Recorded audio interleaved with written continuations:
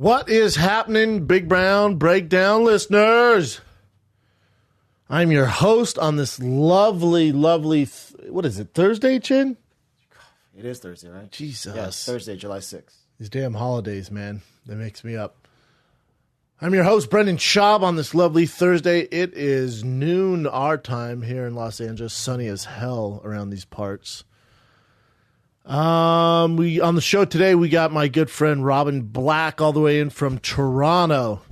One of the smartest, most educated MMA minds in the game. So whenever he's in town, I always want to get him on. He's fun to go back and forth with. The only thing, and I will address this with him, I did this last time, I hate how he won't make picks. I don't get, like, you're not offending the fighter. As an analyst, I feel like it's almost your job to make picks. I feel like not making picks is the easy way out. Yeah. Of course, it sucks to make picks, but you're an analyst, so that's kind of your gig. You know what I'm saying? Yeah. That's like being a basketball coach and not cutting anybody. It sucks. You got to get down to the 12-man roster. I like everyone too. You do. I love all the fighters. I hate that. And sometimes I run into them, they're like, what the fuck, man? You didn't even pick. I'm like, I know. It sucks, man. At the time, I was thinking this, and it's nothing personal. And if it's a friend, I'm super biased. Everyone knows that. They don't ever get really pissed at you, right? I'm sure they get upset, but they're not going to be like, not your friends anymore. I've had guys that I don't know DM me, be like, all right, man, I heard what you said. I'll remember that. That motivates me to win this fight. I'm like, good. Perfect. Shit, get you some wins, man. I mean, I'm not being, I'm not mean to anyone. I don't discredit anyone or talk down about them. It's just you make a pick. So when they do that, I appreciate it, but I don't know. Dude, how about I'm going to my first UFC fight this Saturday? That just hit me. I just thought about this. First UFC fight? Since I retired. Oh, shit. Yeah, I'm going with my agency, CAA. I'm going with my boy Todd. Flying in on Saturday. Have some business stuff Saturday during the day in Vegas. And then I will be at the fights. Where are you going to be at the fights? What do you mean? Just like in the audience somewhere, or actually Not like working? I won't be in like the upper deck with the fans just fucking getting hammered. I don't know, whatever. I mean, they're obviously good. They're on the floor, so we'll see. Sweet. I know. I'm a little nervous about it. How's that going to go? I don't know. Yeah, I mean, I assume good. Yeah. I don't see why. I mean, maybe one of Dana White's henchmen might stab me in the neck or something on my way out, or I don't know. Hopefully there's no animosity with anyone. There shouldn't be. I love them. Hopefully they love me. That'd be cool to see see you guys get together and be married. That'd be rad. Yeah, I don't know. I have no idea. I'm friendly to everyone, so hopefully they are. I have no qualms, no issues. I have a freaking show dedicated to mixed martial arts. I'm traveling the world freaking promoting the Mayweather Conor fight, so that's going to only put money in his pocket. So ego's a motherfucker, though, man. So we'll see. Either way, though, I just keep on keeping on. And speaking of traveling, man, I don't even know where to begin with this. I mean, with London, probably after Australia, people are like, dude, I think you need to go to London. You need to do like Manchester and Ireland, all that stuff in Dublin. I'm like, yeah, I'm down now. Because everyone know, most people know I've been pretty adamant about this. I really don't like to travel that much. Mm-hmm. I'm not a big travel guy. Dude, since we went to Australia, especially when it's personal, I don't like to travel. I like to spend my downtime just chilling at home. But for work, traveling, it's amazing, man. Awesome, so I'm all about it. So now that's how London and Manchester and Dublin, that's all that came about. I went, but I'll go international. Like, really? I'm like, line it up. And so they put this together so quick because obviously, I'm during these shows. I get a lot of questions about this. Obviously in the States, I've been all over Australia, so they get the gist of it. But it's half comedy, half fight breakdown. So you get about almost 45 minutes, hour of stand-up. You get improv and current events in mixed martial arts world like we do on here. A little different, a little more animated. And then you get a fight breakdown of Conor and Mayweather, and I get balls deep in these live shows of that breakdown. Mm-hmm. And then I open it up to fan questions, which gets even more fun. Yeah. And then I will have exclusive shirts for London, Manchester, and Dublin just for you guys. So when we announced this, though, they had to put it together fast. So when you guys are like, dude, why don't you do a huge theater in Dublin, or why don't you do a bigger theater in London? I have no control over that. Trust me, I wish we did. But it's such short notice. Only certain venues are open. And if they're open, it's like, why are they open? You know, because you're booking it basically a month out now. So these venues are usually booked 6 months, a year ahead, especially a guy coming from the States over there. You're usually looking at a year, 6 months booking time. We put this together in a month, which is nuts. So in Dublin, shout out to the freaking Sugar Club, because it's a smaller venue. I think it holds like 400 people or something like that. But the only ones in Dublin who could meet the time that we need to come. And so they're like, you know what, we'll just do 2 shows. I'm like, God, hopefully it sells out. In London, the theater that we went to, it's a theater. And I was like, yeah, I hope it sells out. I was so nervous. And then I got a text from my agent or manager, my agent we went live at 9 a.m. At 9:02, he put sold out. Freaking I went, crazy. Just Dublin? He goes, everything. I went, oh my God, what have we done? And so then he goes, I went, dude, and I'm getting, people aren't mean about it, but I'm getting backlash on social media, because I always check social media to see who got tickets, everything all good, anyone have any issues. And then I'm seeing like, dude, we're on at exactly 9 a.m. your time. We didn't get tickets. What can we do? I'm like, dude, you guys have got to line up more shows. Because the plan was to fly in, have a day off, do a London show, day off, go to Dublin, do 2 Dublin shows, day off, fly home. Well, now it's fly in, next day London show, next day Manchester, next day Dublin, and then 2 shows Dublin, 2 shows Dublin, not 2 shows Dublin. So you're 6, I think 5 shows in Dublin or some shit like that. You have 1 show in Manchester. I wish we were doing more, but they just announced that 1 theater in Manchester, and then you have the 2 shows in London. So no time off. So I won't see anything again. I might as well be in Oklahoma. I might as well be in fucking Syria doing comedy, because it's all the same to me. Meaning, flight, hotel, theater, home, flight, hotel, theater, home. I'm not complaining. It's a good gig. And I'm sure London and Dublin and Manchester, the fans are going to be nuts. Yeah. Nuts. Australia was nuts. I cannot wait for this. So speaking of that, tomorrow for people in Manchester and in Dublin at 10 a.m. your time, if you're listening to this, 10 a.m. your time, 2 more shows in Dublin go on sale tomorrow. And that's on the 6th and 7th of August. And then Manchester, 1 night only. It's a theater there. And that is on August 4th, I want to say. Yep. That's a Friday. We going sizzle on a Friday, mates. And it's Leicester Square Theater. So there's 2 different ones, right? London. So it's Leicester Square. but that's in London. So it's Leicester Square Theater, both sold out in London. That's on a Wednesday and Thursday. And then I go down to, or up, I have no idea, guys, sorry. I go up or down to Manchester, and that's at the Lowry Theater. Mike Lowry, the Lowry Theater. Salford, which is right next, it's in Manchester. So there you go. That bitch is on sale at 10 a.m. your time. Londoners. Is that what you call it? Londonians, San Diegoans. Yeah, man, I'm excited for this one. Super excited. Really excited. I'm just looking at the schedule like, oh, God, that is... It's going to be like, kind of like Australia, where it's just boom, boom, boom, boom, boom, boom. I like that, man. It was freaking fun. Yeah. I love it. Yeah. I love it. And again, I wish I could stay. I wish I could do shows in Scotland. I wish I could do more shows in London. I hear you guys, man. When I see the complaints, trust me, I fucking wish I could do all that. They don't have the venues. They don't have the venues, and I have to get back because announcement will be coming soon of this other gig that I'm doing. And so I have to get back. I have to do the show. So I can't come back. My son's 3 years old and doesn't know who I am. Mm-hmm. So that's the other thing. Don't be a deadbeat dad.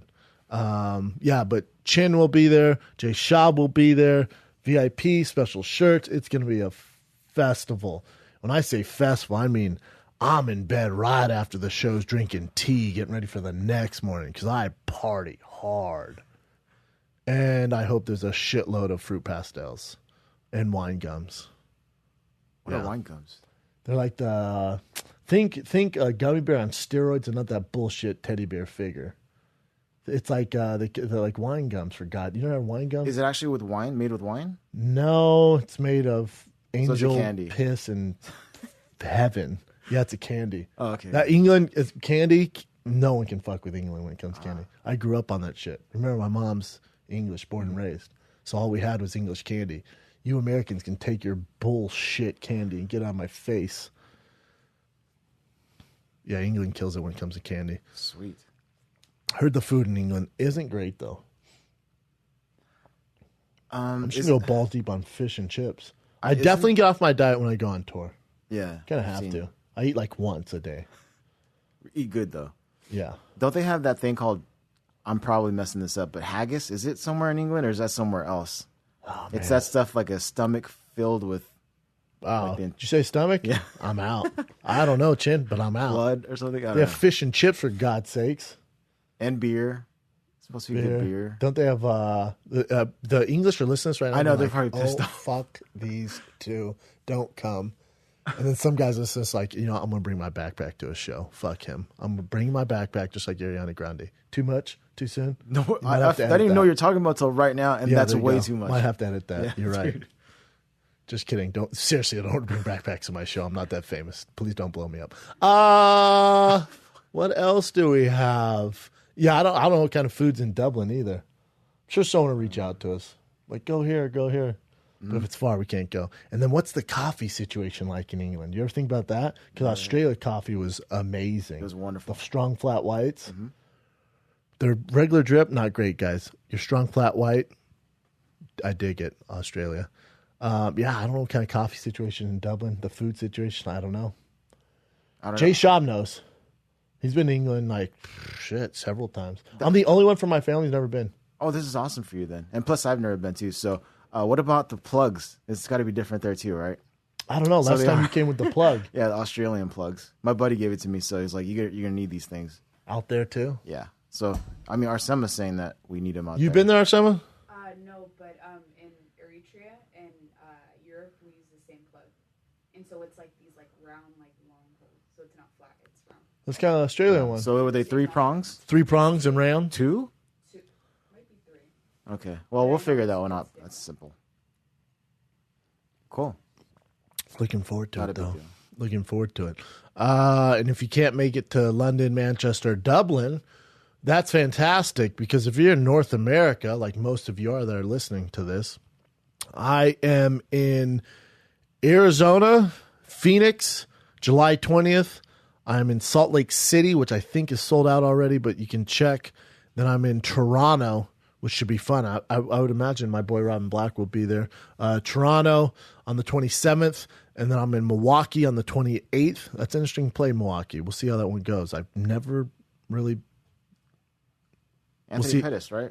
Milwaukee, yeah, that's right. Yeah. And Duke Rufus, man. All them boys at Rufus Sports. Chicago, one of my favorite towns, July 29th. We're going to eat great in Chicago. Are you coming to Chicago, or is Jay? I'm going to go to anyone I can go, I'm going to go. Yeah, I want you at all of them. We'll figure it out. Chicago, July 29th. Then I'm in Detroit, July 30th. Never been to Detroit. Neither have I.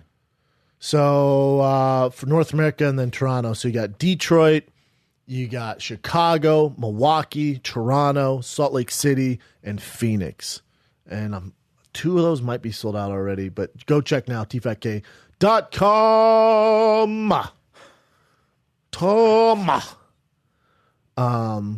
It's a big week for UFC, man. It's the UFC International Fight Week. You got the Ultimate Fighter finale.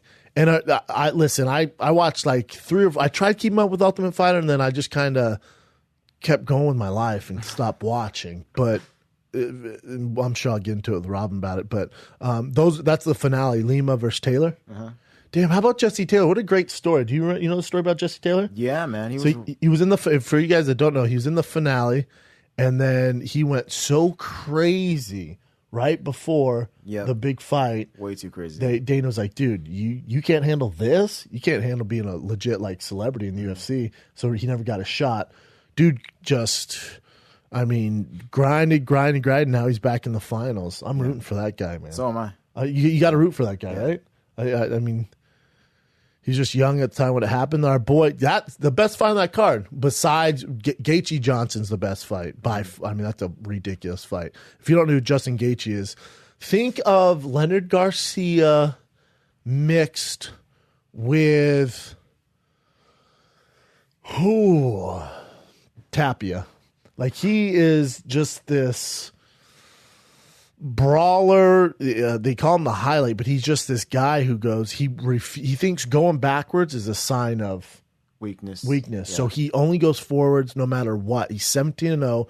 Granted, that's 17-0 in World Series of Fighting. We've seen how their fighters come over, and they, it's not that they aren't of the level, but it takes a while for them to get used to it. We've seen everyone kind of have issues with that. But listen, I started Justin Gaethje when he was at University of Northern Colorado. People got to remember, too, his background is wrestling. He's an All-American wrestler at University of Northern Colorado. One of their first All-Americans. He's ridiculous wrestler. Never uses it. Ever. Phenomenal wrestler. So athletic. Has to wear glasses outside the cage. Inside the cage, I just can't wear glasses. He cannot see. He couldn't see. He could not tell that your chin from where I'm sitting. Jesus. Has horrible vision. Just a really good dude. Could give two shits about brain health and his health. Does not care. He's been on the record saying that, like, it is what it is. Things are going to happen. Makes him one of the most exciting fighters in the world. If you guys remember Leonard Garcia, think Leonard Garcia, but more skilled. Undefeated. He's fighting Michael Johnson, who's passed a lot of tough tests, but everything Michael Johnson does, Gaethje does better. He just hasn't faced the same competition. Gaethje's not as explosive, but Gaethje's more athletic, a way better wrestling background, has one hell of a chin, and wants the fight impossible to break. You know how Khabib kind of broke Michael Johnson? Justin Gaethje, I've seen it. I've seen him go with big guys in Denver. When I tell you this, impossible to break. You will have to turn his lights off or cut the oxygen off in his body. You are not going to stop this guy by mentally breaking him, by imposing your will. That's not happening with Justin Gaethje. He's going to do very well in the UFC, but it's going to take a while for him to get started. Being a main event of a UFC, and it's 5 rounds, and fighting Michael Johnson, who's not a easy test, is a huge, huge test for Justin Gaethje. If this is in World Series of Fighting and it's Michael Johnson, Justin Gaethje, I get Gaethje all day. In the UFC, and I know I'm making a pick right now without Robin here, but it is what it is. In the UFC, it's going to be, it's just a different animal. And you go, oh, come on, fight's a fight. I get that. He's fought tough guys. He's never fought someone like Michael Johnson. He expects wholeheartedly that he's going to be world champion. No one believes himself more than Justin Gaethje, besides probably Conor McGregor. But, you're a main event. Now you're doing media. There comes a lot with being a main event. There comes a lot with being a UFC fighter. That's completely different than World Series of Fighting. I made this tweet, and I'm not trying to discriminate or be whatever you want to call me. It's basically like going from the WNBA to NBA All-Star game. Oh, okay. Like winning the WNBA, you could be, to relate to World Series of Fighting, in WNBA, they could have the best versus the best on a Friday night prime time, but we really don't care because we know, like, it's not, it's not that great of a spectacle. It's not production, how they got there, the competition level, it's whatever. It's just a different animal. Mm-hmm. It just is, man. That's how it is. It's apples to oranges. It's almost apples to avocados. It's just a different fucking animal. So if Justin Gaethje has to deal with all that, he has to deal with all that. It's a lot to deal with. But he's a guy I don't think's going to be bothered by it. He really doesn't see that stuff. He's trained by Trevor Whitman, my coach, who literally has started with Justin from the very get-go. And the guy who found Justin Gaethje, Leister Bowling, who was my head coach, who's one of the head coaches at University of Northern Colorado Wrestling, wanted Justin Gaethje to fight, and he's kind of groomed him forever. So you have Trevor Whitman, who's this boxing mastermind. You got Leister Bowling, who's just this wrestling, mixed martial arts. You know, he's one of the best in the game, even though he retired. So both those two groomed Justin Gaethje into what you see now.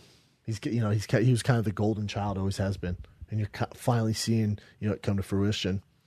So obviously, I'm cheering for fucking Justin Gaethje, for God's sakes, after that long rant. Okay. Do you think they're going to be forced to? Well, not they, but Michael Johnson's going to be forced to brawl because he's so good with wrestling. See, I think Michael Johnson, he likes to brawl. The thing Justin Gaethje has to be careful of, and Khabib have a similar issue, is Johnson is very explosive. That initial opening bell, you got to be careful because Johnson's so explosive. He can take your lights out. Dustin Poirier, there's a lot of guys. Khabib, he wobbled early on. Wobbled. He didn't drop him, but still, he's very dangerous and explosive. So, and Justin Gaethje hasn't fought anyone at this level. So now with Justin Gaethje, and granted, a lot of his fights go decision. And the other thing about Justin Gaethje is his leg kicks. He's won fights just destroying people's legs. That's another something Johnson has to handle. So it's stylistically, matchup wise, besides Yoel Whitaker, and the only knock on that is Yoel's 40 years old. Michael Johnson versus Justin Gaethje is the best fight of the weekend. Friday and Saturday is probably your best matchup of the weekend. It's free on TV. I also like our boy Elias Theodoro versus Brad Tavares. Where the fuck has Brad Tavares been? Look at that dime piece. Both of them, just first team, all cuties. Jesus Christ. That looks like a fucking Armani model show. Look at that. What the hell is going on there? That's crazy, man. Two really good-looking guys fighting each other. Really good-looking guys. Well, too good-looking to be fighters. That card's cool. I'll tell you what's interesting is I was doing research for the show and going over everything. It's a good weekend, but for International Fight Weekend, it's not like outstanding. And this isn't me being negative or hating on, but if you're used, think about the July's usually our biggest month as far as mixed martial arts goes. So you had UFC 200 last year, right? You had these huge fights and these superstars. The fights are good, but there's nothing that if you're a average fan, you're just like, if you're a guy who goes, I'll watch UFC if it's good, or I'll watch UFC if I know a guy, you're probably not getting their $59.99 this weekend. You're really not, because who's the superstar on that card, Chin? Yeah, if you're a common fan, you're going to know Anthony Pettis, you might know Overeem, and you might know Verdum. Other than that, you ain't getting their $60. Like you said, they're great matchups. I love, like, in the card for me as a guy who's balls deep into fights, it's a good card. Mm-hmm. It's not the blockbuster we're used to seeing though for a July 4th weekend type of event. Does that make sense? Yeah. Like go to last year's last year's International Fight Week card. Didn't they have like 4 fights too? 4 fight nights? I remember it was like 3-ish, I think. There's the Ultimate Fighter, there was the huge pay-per-view UFC 200, and then there was a fight night. Was that Frankie Edgar versus Chad Mendes? I forget already. Let's see if this shows everything. It's still bringing up why you bring up old shit. You said last year, right? See, you had UFC 200. You had Eddie Alvarez versus Dos Anjos. Kickoff party, lip sync challenge. That's where that's where Bruce Buffer blew his fucking knee out. Hilarious. Yeah. So does this show? Just type in UFC 200 for me on Wikipedia. Let's just compare last year's UFC 200 to this year's July card. Yeah, July 9th of last year. Let's just go through this, okay? July 9th. So it's the same competing card. Mm-hmm. Amanda Nunes, Miesha Tate. Amanda Nunes headlined the card again. Brock Lesnar, Mark Hunt. Daniel Cormier versus Anderson Silva. And that was actually supposed to be DC versus John Jones, but we all know John Jones' issue. Jose Aldo versus Frankie Edgar. Cain Velasquez versus Travis Brown. Then the prelims, ready? The prelims were Pena versus Kat Zingano, Kelvin Gastelum versus Johnny Hendricks, TJ Dillashaw versus Rafael Assunção, Sage Northcutt.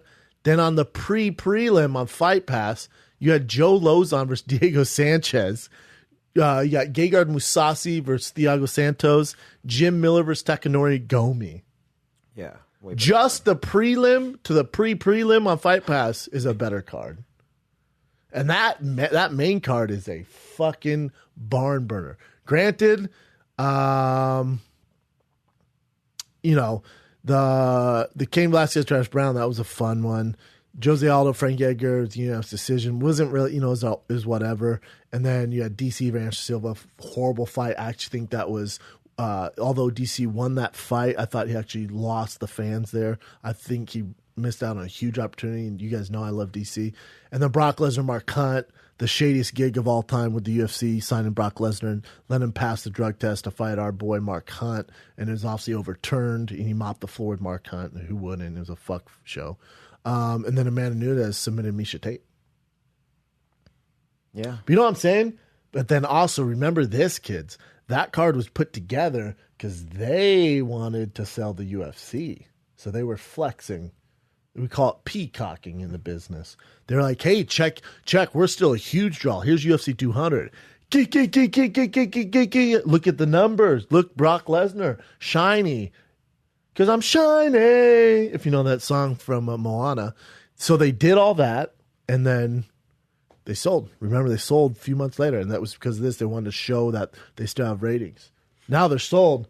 Go ahead and get this UFC 200, son. You know what I'm saying? Go ahead and get this weekend's cards. Now the stat card is actually end of July. July 27th, July 28th. I think we got a guest in. Ron Black finally made it. Yes, sir. What up, dog? What up? You'll take this seat. Got this. Oh, you came with the luggage. Yeah, I'm going straight to the What's up, airport. Robin? How you been? All right, Good man. to see you, dude. Yeah, you too. Everything all right? All right, ladies and gentlemen, one of the smartest minds in the game, most creative as well. Easy. All the way from Toronto, Canada. Robin Black in the house. Woohoo. What's going on, man?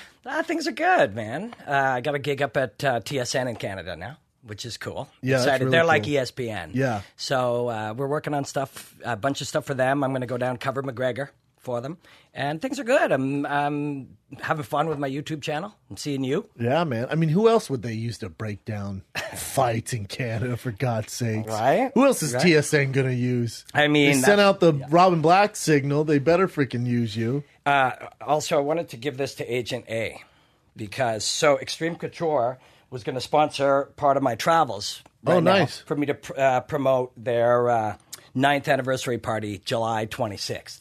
And so they gave me this T-shirt, and they're like, "Wear it." I'm like, "This is so small, like Wear even it. for me." Yeah, So, I don't know yeah. where to. Like, give that to Brendan. Yeah, exactly. would- is that a bandana, or- I'd love to see you try to squeeze into that. That is just hilarious. destroy their things. But I think Agent A, it is you. perfect for you. Oh, thank You'll you. look good in So it. they're Extreme Couture. They're having their 10th anniversary. They've been around 10 years. The Extreme Couture Toronto. Oh, nice. Yeah. So they're throwing a party July 26th. I'm going to be there. It's going to be fun. They throw good parties. They do throw good parties. I went there once when Randy Couture's fighting Lyoto Machida at Extreme Couture's. And The Toronto one? The Toronto one. And I was there, and GSP fought Shields, right? That's right. So I think at the time, biggest event ever. Yeah. Like how much? Stadium. Bell Center Yeah. is what, 70? No, it's Rogers Center. It's Yes, like Rogers Center. 67,000. Sold Remember out. Hominik's Dude, lob? with Aldo, the Yeah. bump, Yeah. nuts. So Neil Melanson, I'm messing Melanson? up. Melanson.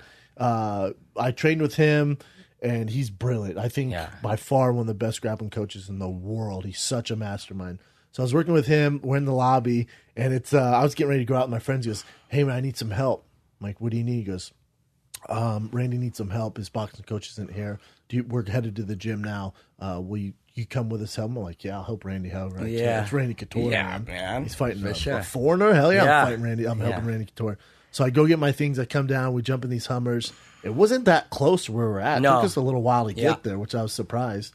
We get to Extreme Couture's, and it was Randy's team, and he did 6 or 5 fives hard. Yeah. And it would a wrestler would come in, he'd wrestle with him for a minute, then a guy would come in, I would Real hold thing, mitts. man. And I've never heard, they were like, you're the boxing guy, so we want you to hold mitts, and you got to stand southpaw. Right.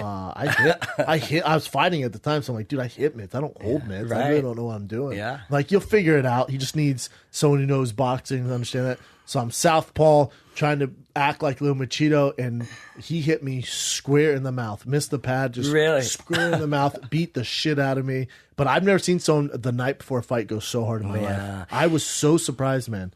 And I was like, I think he's going to do this. Hey, huge! Yeah, bang. I think he lost a tooth, yeah. Lost a tooth. Yeah, that was a rough one. I was actually, weirdly, I was working for TSN that night, too, TSN Radio.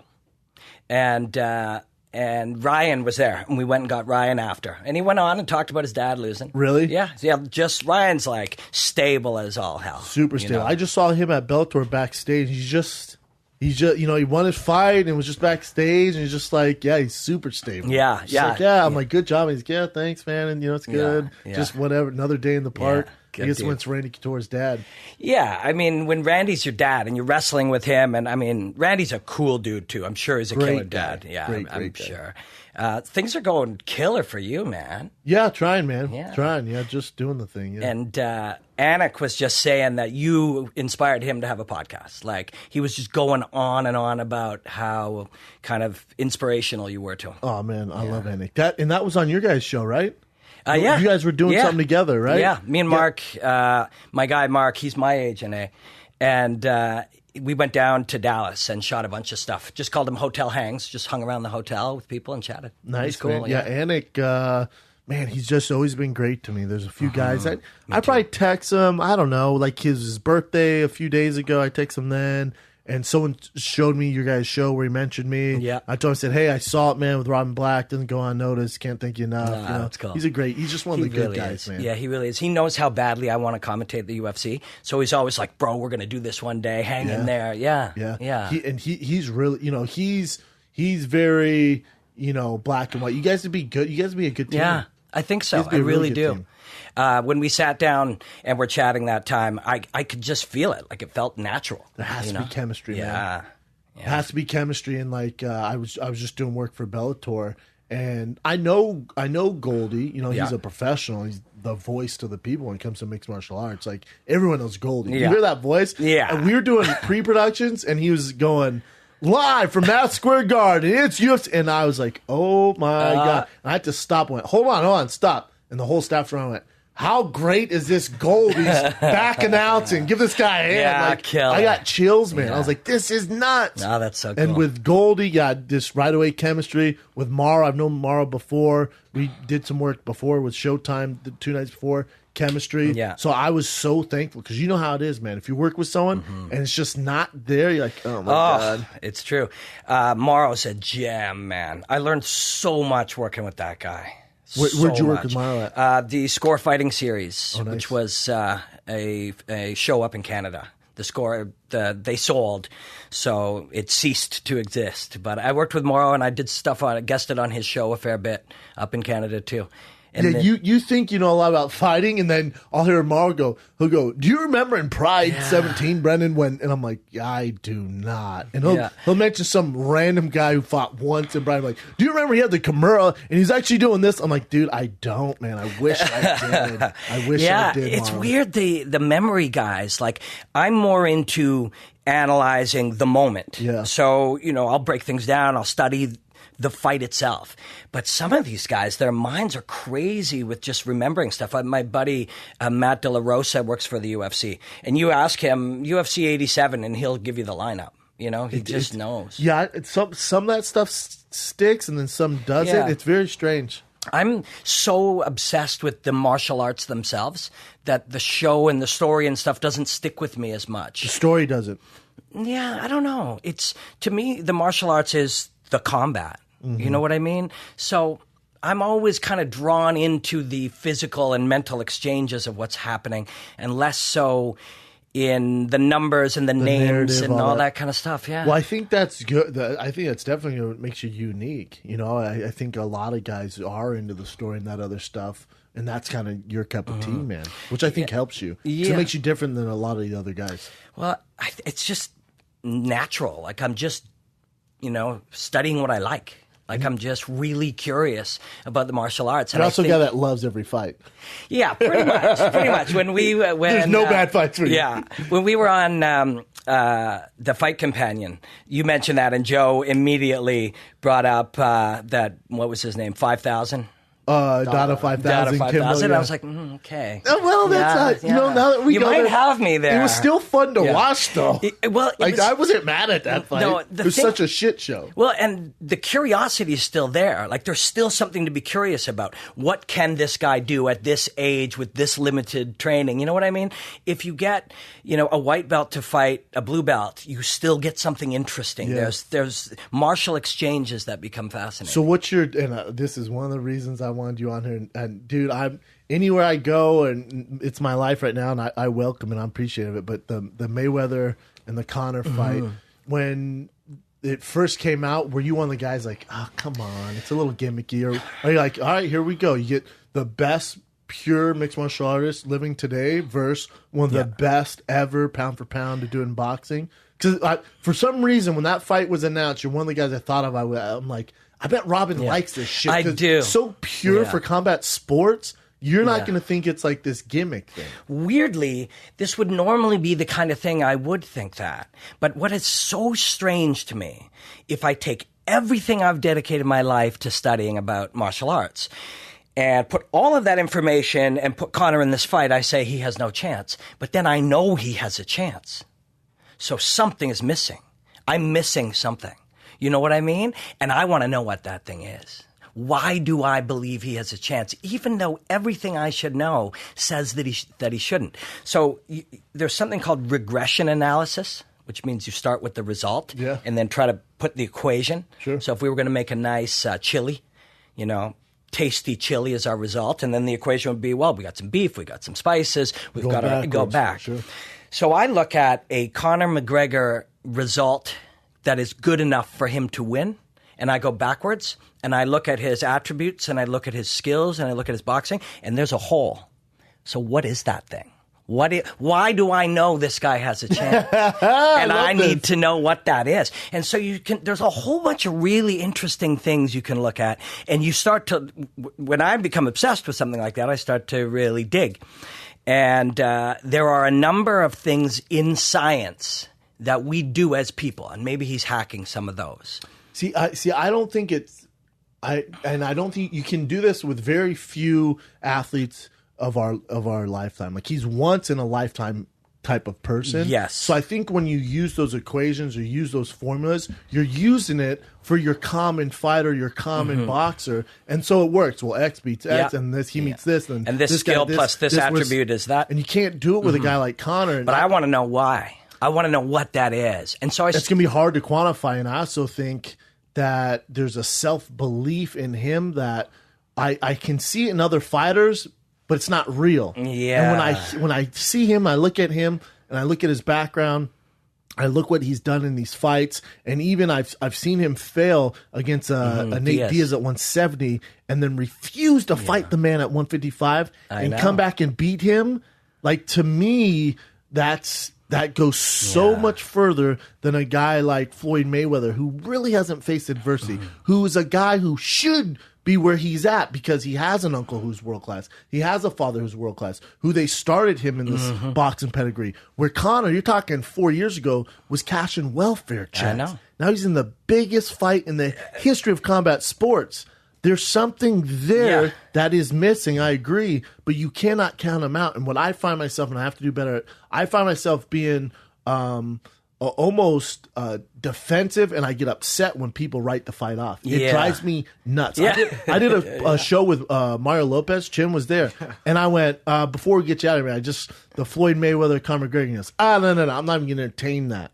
And it switch hit me. I want to be like, AC Slater. you can entertain it. Yeah. I know we're in your studio, but you're on the Big Brown Breakdown. That's a legit fight. He goes, that's not real. I went, no, it's happening, man. Yeah. I'm inside. I'm telling you, it's happening. He goes, it's a currently- joke. It's not yeah. going to happen. That's not a real fight. And I was like, oh my God. Yeah, it's a strange one. Like, why you see anger and emotion out of people that dislike Conor McGregor, and I feel like on some level he is, possible proof that your life is in your own hands, that you can take life by the throat and shape the life that you want. Yep. If he is proof of that, then some people look and go, well, that means my life Correct. would be shaped by me. And if I don't like something, I'm to blame. And I think that somehow makes people uncomfortable. So, but if that makes you uncomfortable, then what to say about Floyd Mayweather? Because name one bad thing Conor McGregor has done. Name one bad thing. What, he lost Nate Diaz, or he talked stuff to hype a fight?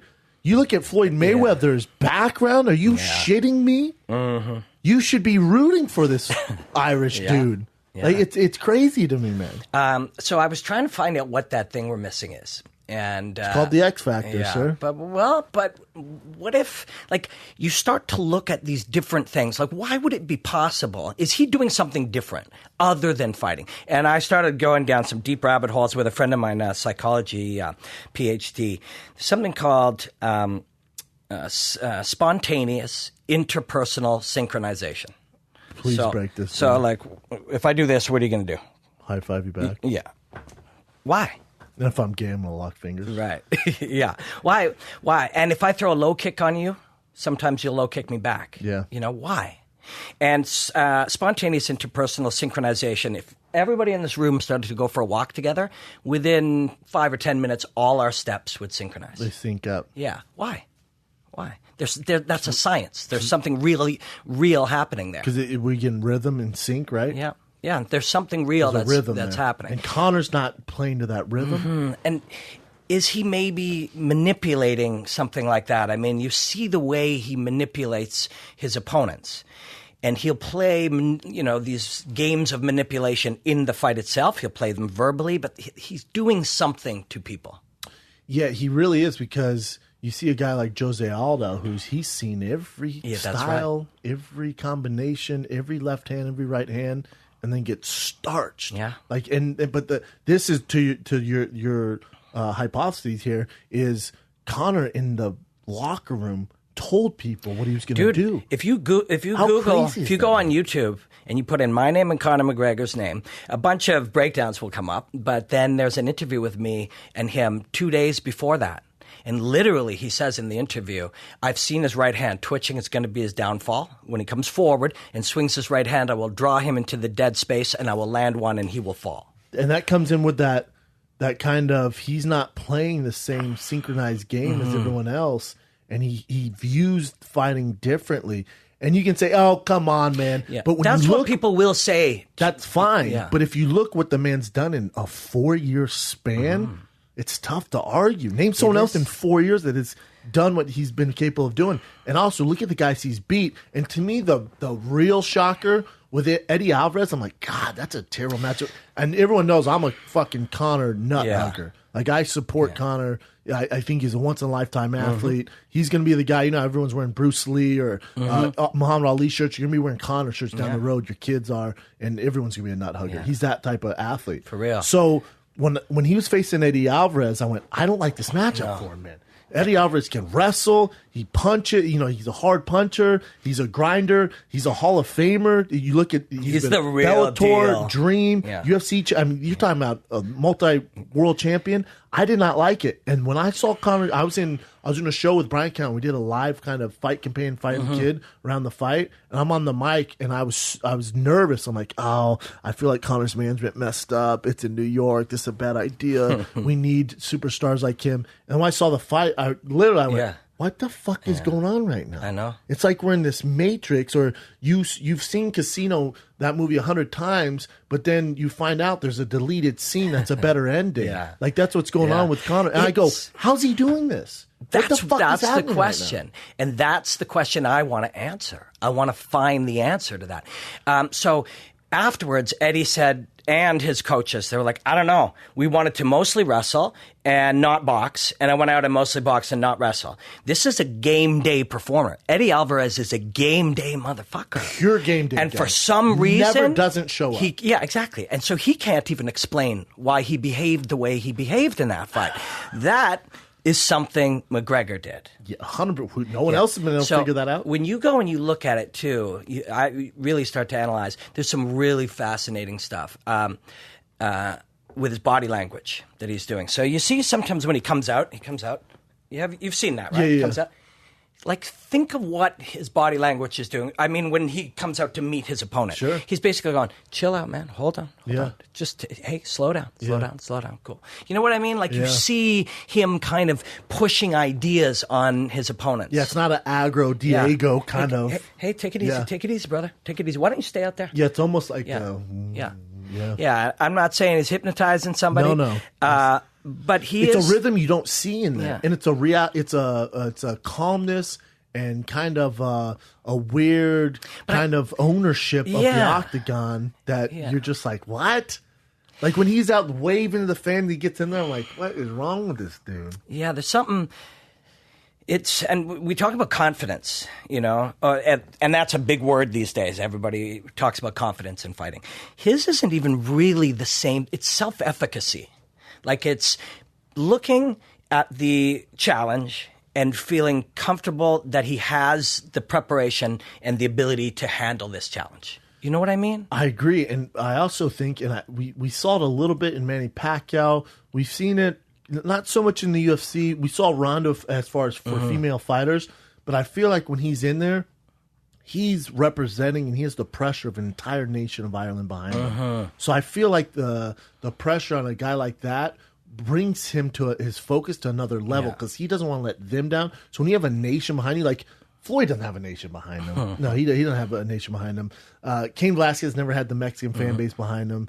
Brock Lesnar, you know, he has the WWE fans behind him. It's a little different. They love him no matter what. There's really never been anyone like that. So when he's in there, I just feel like the pressure and the kind of the situation, and he can feel this. It's bigger than him. Yeah. Like it's almost like he's the messenger through them. Does that? It does. And that is I don't mean to get when people are in an optimum state of performance, they express that. They say that you've had moments where everything is just working, and it just feels like you're delivering. It's effortless. Like it's an outer body experience almost. So another thing that you see that he does is he ratchets up the pressure, believing one that you can't handle it, and two, even if you can, he thrives in it. Yes. Right? In an ideal world, you can't handle it, and he thrives in it, and that's 13 seconds. Yes. Right? It is fascinating, and you're right. We will be talking about him years from now. We'll be studying this moment. No matter how that fight goes, no matter what happens there, this guy has created the world for himself that he wanted. It's wild. Now, on top of that, and this is coming from a guy who knows this. So you have Ireland behind you. You have all this pressure. Now he's representing mixed martial arts as a whole against boxing. He's representing Dana White. He's representing the entire history of the UFC. Now he's also fighting for something even bigger than that. He has a son. Right. And you're talking about a guy who has a son. When you bring a child into this life, your work ethic and your laser focus is tenfold, man. Really? It's fucking tenfold. Wow. Because now you represent that little dude. You want to make a life for him, and you don't want to make, you don't want to let him down. It's something it's hard to explain, man. Yeah. So add that into the equation. Yeah, it's wild. Wild. I'm going to have a kid one day. But my wife's 30, so we got a little time. You got some time, man. Got a little you time. got some time. Got a little Do time.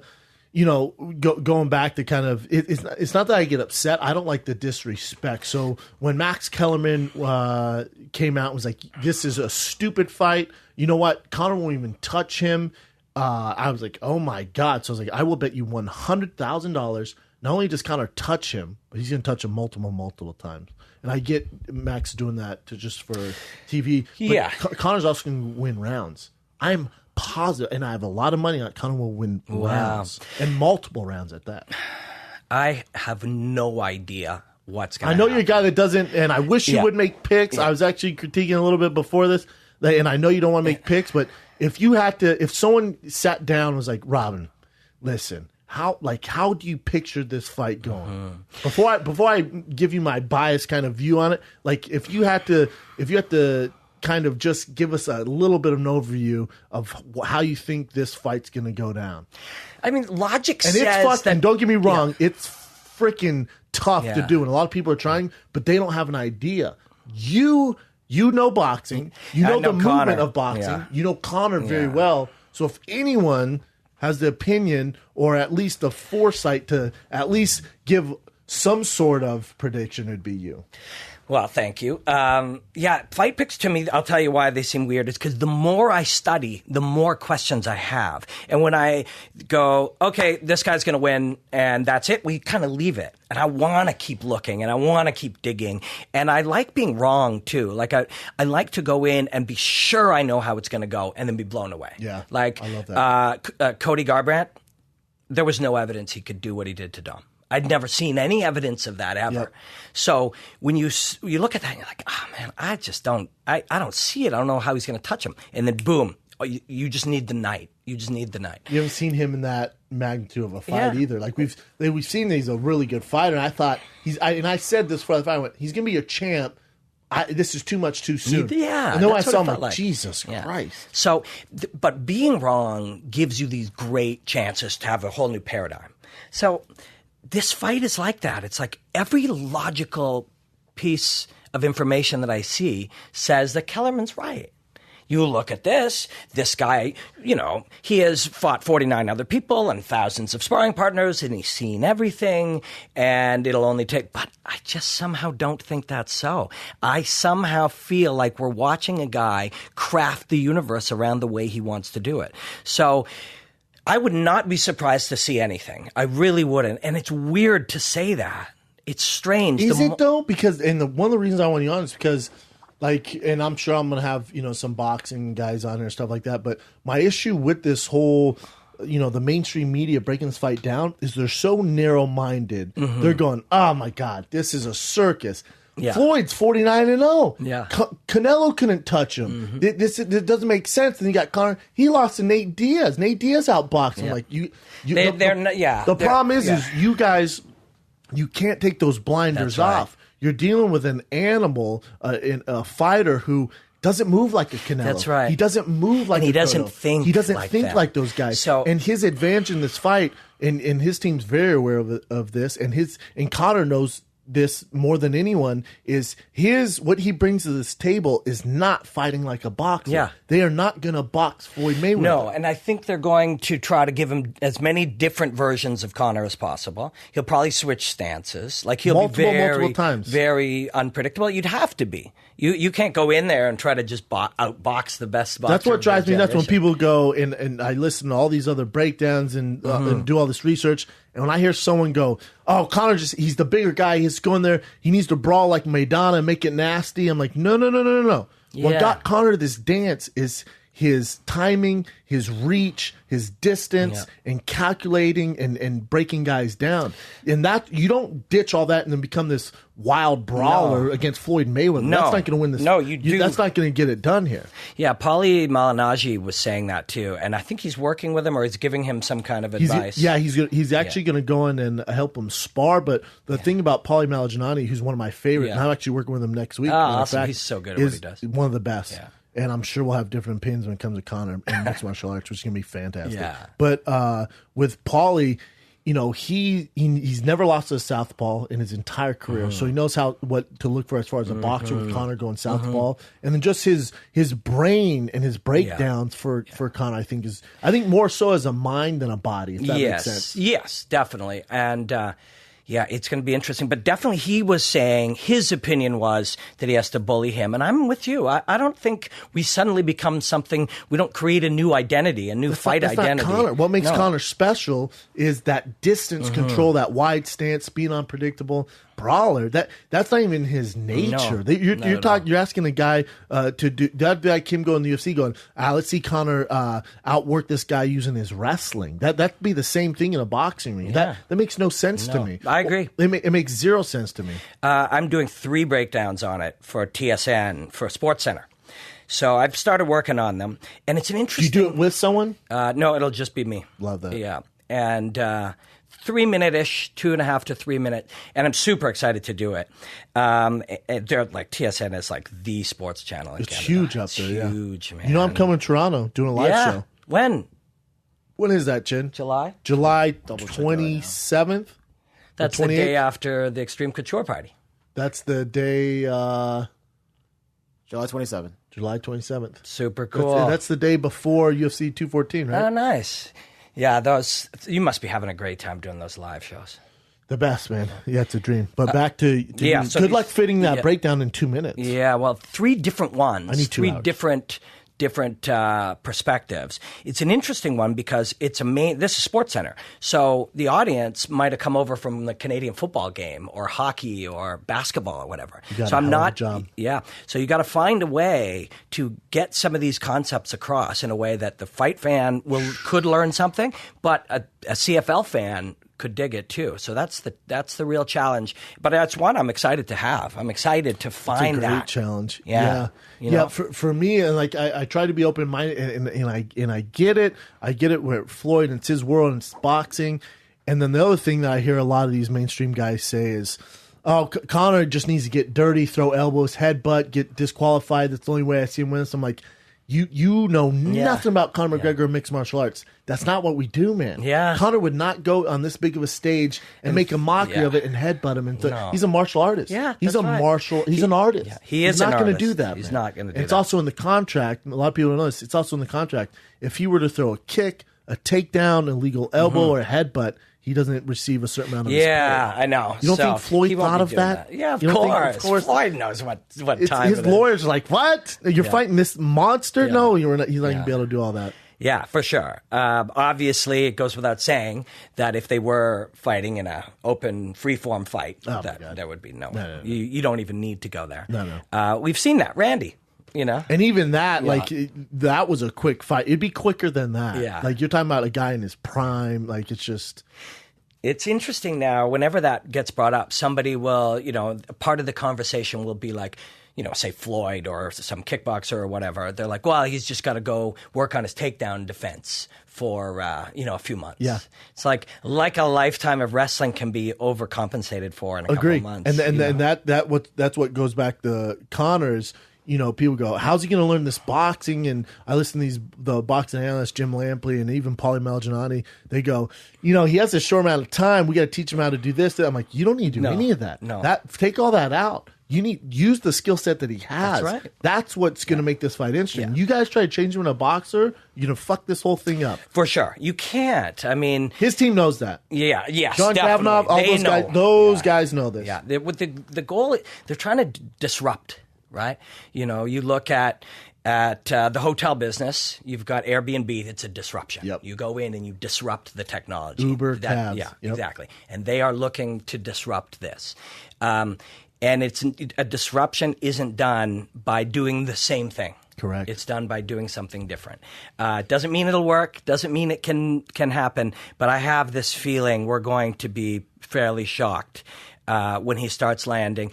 At first, obviously, it'll be a little weird. The distance and the rhythm is weird. But Floyd figures guys out that he spars every single day best for in the years, world at it. right? He's the best in the world in that. People think I dislike. Floyd's an amazing incredible. boxer, terrible person outside the ring, but when it comes to the ring, which is all I care about right now, Floyd is amazing, one of the best of all time. His best skill, and a lot of people don't give him enough credit for this. He can't read, I can barely write, but his intelligence in the ring and download an opponent will come at him one way for a round. In a round, he takes away that strength, so they have to adapt. And eventually, as the rounds go on, you'll notice Floyd makes so many changes and adapts to their style. I know. He takes away their weapons where they're like, Till they're left with nothing. I went through tired. plan A, B, and C. We didn't work on a D. Yeah. And Floyd goes, I did. I did. And then he takes over and just banks rounds. It's true, and that could happen. That could happen. It's going to happen, but I don't think it's going to happen in 4 rounds, 5 rounds. I think it's around 5 or 6 you're going to see Floyd starting to take over. When I say take over, land shots and bank rounds. Yeah. I think Conor wins the spectacle, meaning the next day The only thing Yeah. you're talking about is Conor McGregor because he's going to land one. Yeah. He might drop him. He might drop him, and that's the only highlight you're going to see on ESPN, TSN, over and over and over. So Conor wins the spectacle. He loses a decision, but wins the spectacle. That's what which you're thinking? we win. Yeah. We win. But now to Floyd Mayweather, think about what he's doing too. I don't talk about him because I'm come from the UFC world, but think about the risk Floyd is taking. Oh. He's 49-0, and you're fighting this variable in the matrix that no one can figure out really, and you're going to risk your perfect record. Because I heard someone going, should there be an asterisk next to the 50 win because he fought an MMA guy? I'm like, oh my God. No. If anything, it should be a gold stamp next to it going, he fought this weird matrix MMA fighter who's the best of all time for us, and he competed against him and figured it out. Yeah. That's the 50. Yeah. That's why this fight is so fascinating. That's the compelling. And when you think about it, there's something. McGregor is an influencer, right? An influencer. He influences people. He makes you cheer for him or he makes you hate him. He makes everybody watch. Somehow that influences what he's doing in the fight too. Yeah. He's influencing. Both of them, though, because if you look at Conor's style, who influenced Conor? Floyd Mayweather. Yeah. Where's all the Gucci, the Rolexes, For sure. the Rolls Royces? That's a Where do good you point. think? Who do you think influenced Conor to that? That's a good point. Floyd Mayweather is the guy who influenced Conor, and Conor took that and made it even bigger. Yeah. Because these press conferences, This is going to be nuts. you want to talk about someone not getting touched. Conor's not going to get touched in that thing. No. He's going to go. However many they have, 5-0. He's gonna go 5-0 Is it really undefeated. 4 or 5? Are they really going to do? It's Los Angeles is Tuesday, New York is Wednesday, Toronto is Thursday, and I think they're doing London, and I think that's all. Do they? They don't really Ireland. need to do it. They're not going to Ireland, Why? and which is funny. I'm sure Floyd's team didn't want to go into Ireland and deal with that.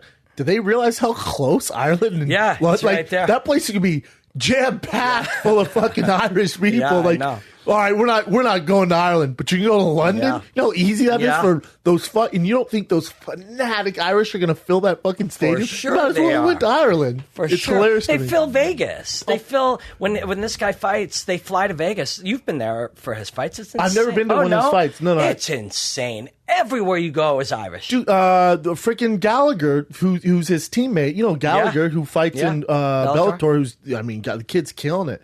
He was on the first card on the Spike portion. That entire crowd was doing fucking Ireland chants. It's wild. Like that is a different breed of fan. The Irish. How about homeboy who just fought in the Manny Pacquiao card against Horn? Do you see the guy he's like one of the greatest amateur champions of all time? He's like 3-0 or 4-0.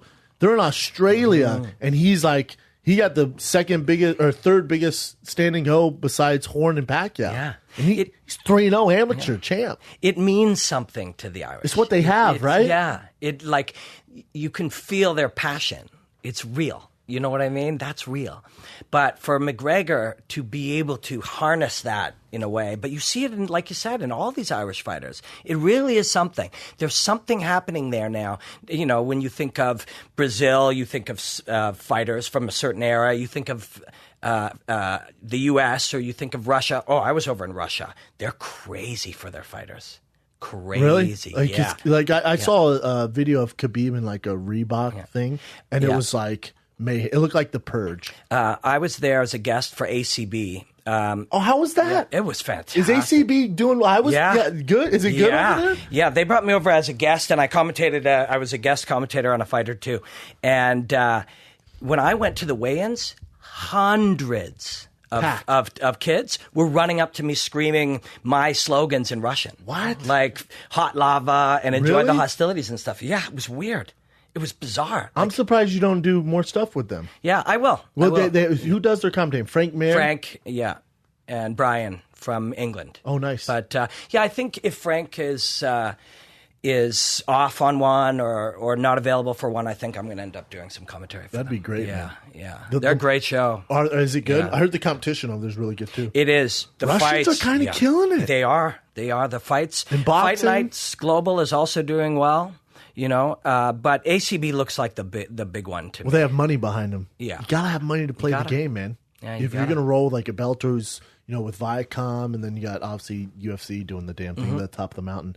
But with speaking of money, that Bellator production, man, when they signed Morrow and Goldie, I text Scott Coker and went, to me, and this is from a fanboy, those are the two biggest signings in the history of Bellator. And he went, geez, you think? I went, I do, man, because everyone knows Goldie. Yeah. That voice that Goldie does, it's the connection that's missing. It's the avatar tail to the horse that connects the people to the fights. It's so important. Then you got Morrow, who's just this monster. Yeah. Man. And you sign both them, the production value is so high. Yeah. And then when I was there, I was blown away, man. I don't go to a lot of fights. I'm actually going to my first UFC fight since I retired on Saturday. No way. Yeah. I was going to go to Vegas this weekend for these fights, but I haven't seen my wife much. She was on tour with a musical, so. Oh, really? Yeah. So Kinky Boots, it's called, but she's home now. Where was her tour at? All over. New city every week for 6 months. Damn. So you ever haven't seen her at all? No, I would fly and visit. Oh, nice. Yeah, I would fly and visit. But I've been traveling like crazy the last 3 months, too. Russia was a big one.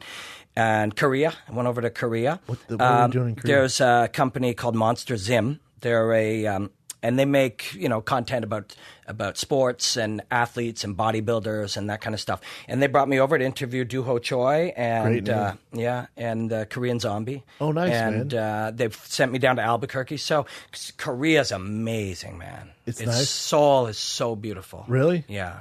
Chin, he's born there. Yeah, born there. Seoul is spectacular.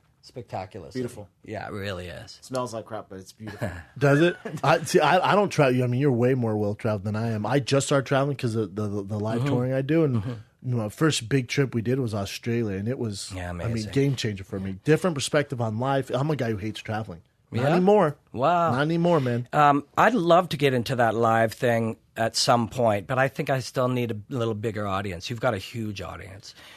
I don't know. I would do Ask Robin Black live because that's one of my shows I do on my YouTube channel. Ask Robin Black, and it's really fun. Like I go very down rabbit holes. Like people will ask me a question about like a fight, and I'll spend 40 minutes meandering all over the place. But that's why they love you. You know what I'm saying? Like other guys can't do that. So I'd say keep doing that. Yeah. You know what I'm saying? Like other guys can't. Yeah. They really can't. They don't have the brain capacity, or they don't have the knowledge, or the hindsight to do that. Yeah. That's that's you, man. Yeah. Thanks, you know what I'm saying? Yeah. That's Robin Black. Yeah. I mean, I'm just so curious that the further down I go, new information pops up, and then I'm curious about that information. You know what I mean? I'm obsessed. Like I was chatting with my wife about it this morning. It's strange to be as obsessed as I am with fighting. Yeah, it's with anything. Like I am so consumed by it. I have my wife, my dog, family, and fighting. This is all I do. I study it. I research it. I find that martial arts, like watching somebody compete, you can take the things that you've learned from that and apply it to just about anything in life. You know what I mean? Yeah. The moments, let's say you're mounted, you don't panic. Yeah. You know what to do in mount. You work your way back to half guard. There's ups and downs, yeah. And you can apply that thinking to life. So sure. I always come back to my why. Like, why am I doing this? And the answer is because I love martial arts. And I think that if people saw fighting the way I see fighting, that it would enrich it for them. Yeah, world would be a better place. Yeah, I think so. But I think you almost have to be obsessed. I mean, you're obviously uber obsessed. Like I'm obsessed with fighting. I love fighting. I really do. I love everything that goes into it. The business side, I've seen that side come from a fighter, so I have that perspective. I used to resent it and hate it. I don't. I just take it for that's the business. That's the nature of the business, and it's not Dana White's fault, the UFC's fault that there's no union. That's on the fighters. Like they're gonna do what's good for them, and it's up to these guys to bring what they do to the table. And I used to have this resentment. I have zero of it now. I'm like, no, I would have done this if I'm Dana White. I run this thing the exact same way. Why would I? Why would I change? They're not forcing me to. This is the business I get started into. It's up to them. So with fighting, I love it. But when someone talks about being obsessed, and I look at the most successful people I know, most of them are obsessed with it. Like Rogan, he's obviously obsessed with fighting, but then someone introduces him to fucking archery, and now he's obsessed with that. Before that, video games. When he can't even have video games in the house because he'll just sit there because he wants to dominate the game. So there's people like you, like Rogan, who they get obsessed with one thing, they're freaking on it, man. And I think that's what it takes especially to stick out this day and age, because how many MMA analysts are there? How many boxing experts are there? How many characters or personalities are there? Like, to stick out, man, you better be obsessed when you get lost in the shuffle. Yeah, that's true. It's true. My big one now is I want to commentate at the UFC. I know that I can. That's your dream. I can do that. I can bring something special to it. I know that I can. 100%. You can do it right now, and I will go on record saying this, that what they can't keep doing is trying to do the Fox NFL black and white. 97% of the time, Justin Gaethje throws a kick. I don't need that shit. I need someone who's passionate, almost like a Teddy Atlas, a guy who's been there, who looks at it different. And you know what I'm saying? You're one of those guys. Yeah, I want to do it, and I'm going to keep chasing it. 10 years ago, I decided that I'm going to call the UFC. And 10 years later, not quite there yet, but I'm still striving to do it. Closer than you were, I would say. Yeah, for sure. And there's more gigs opening up, too, right? Yeah, there is. I look at it, once upon a time, people didn't describe wine the way they describe it now. You have to keep peeling those layers back. You have to keep digging deeper. You have to find new perspectives, And I think a lot of commentary, not just fighting, I think in a lot of things, people just do what they've seen done before. Well, it goes back to your hypotheses of when we all walk, we get in a stride together. Yeah, right. So when you watch fighting, it goes, oh, that's how I have to do it. I've never been that guy either. Like when we did the production thing with Bellator, they're giving me notes. I go, I don't need notes, man. I know the fighters. Yeah. I want a discussion up here. Yeah, that's right. Like if you're going to say something, I'm not waiting to get out the statistic next. I'm going to go based on, I have an opinion of what you, anything you say, trust me, I have an opinion on it. Yeah. That's what I want to talk about. Don't tell me how I should feel about this. Don't tell me this stat. Let me do my thing, man. Yeah, and flow with it and let it develop. But you speak now a lot. You have been for years. So speaking, this helps the podcast, and anyone who wants to get into entertainment, anyone who wants to get into commentating, anyone wants to get into stand-up, whatever, especially for me, this has been this has been my vehicle. For sure. And people ask you all the time, like, how do I get into this? My answer is always, do it. Yeah. Just go do it. You literally can press a button on your phone and be live on YouTube. That's how Bill Burr does his podcast, on his phone. Yeah. He's drinking coffee at his table on his phone. That's amazing. See, that's the world that we live in now. You can do that. You can share ideas. You can share, feelings and opinions and analysis. You can just do it. You just do it. But I think what people are often asking is, how can I be guaranteed that it'll work? Oh, it won't. And you won't. Could be a complete waste of time, but at least you tried and can That's right. check that off. It didn't work. Better move on to the next thing. Exactly. And me saying that I want to commentate the UFC, people are afraid to say stuff because they're worried they might not. But if I chase this and do not achieve it, all the things I will have learned by chasing it will give me some new value, and I'll fork off down that street.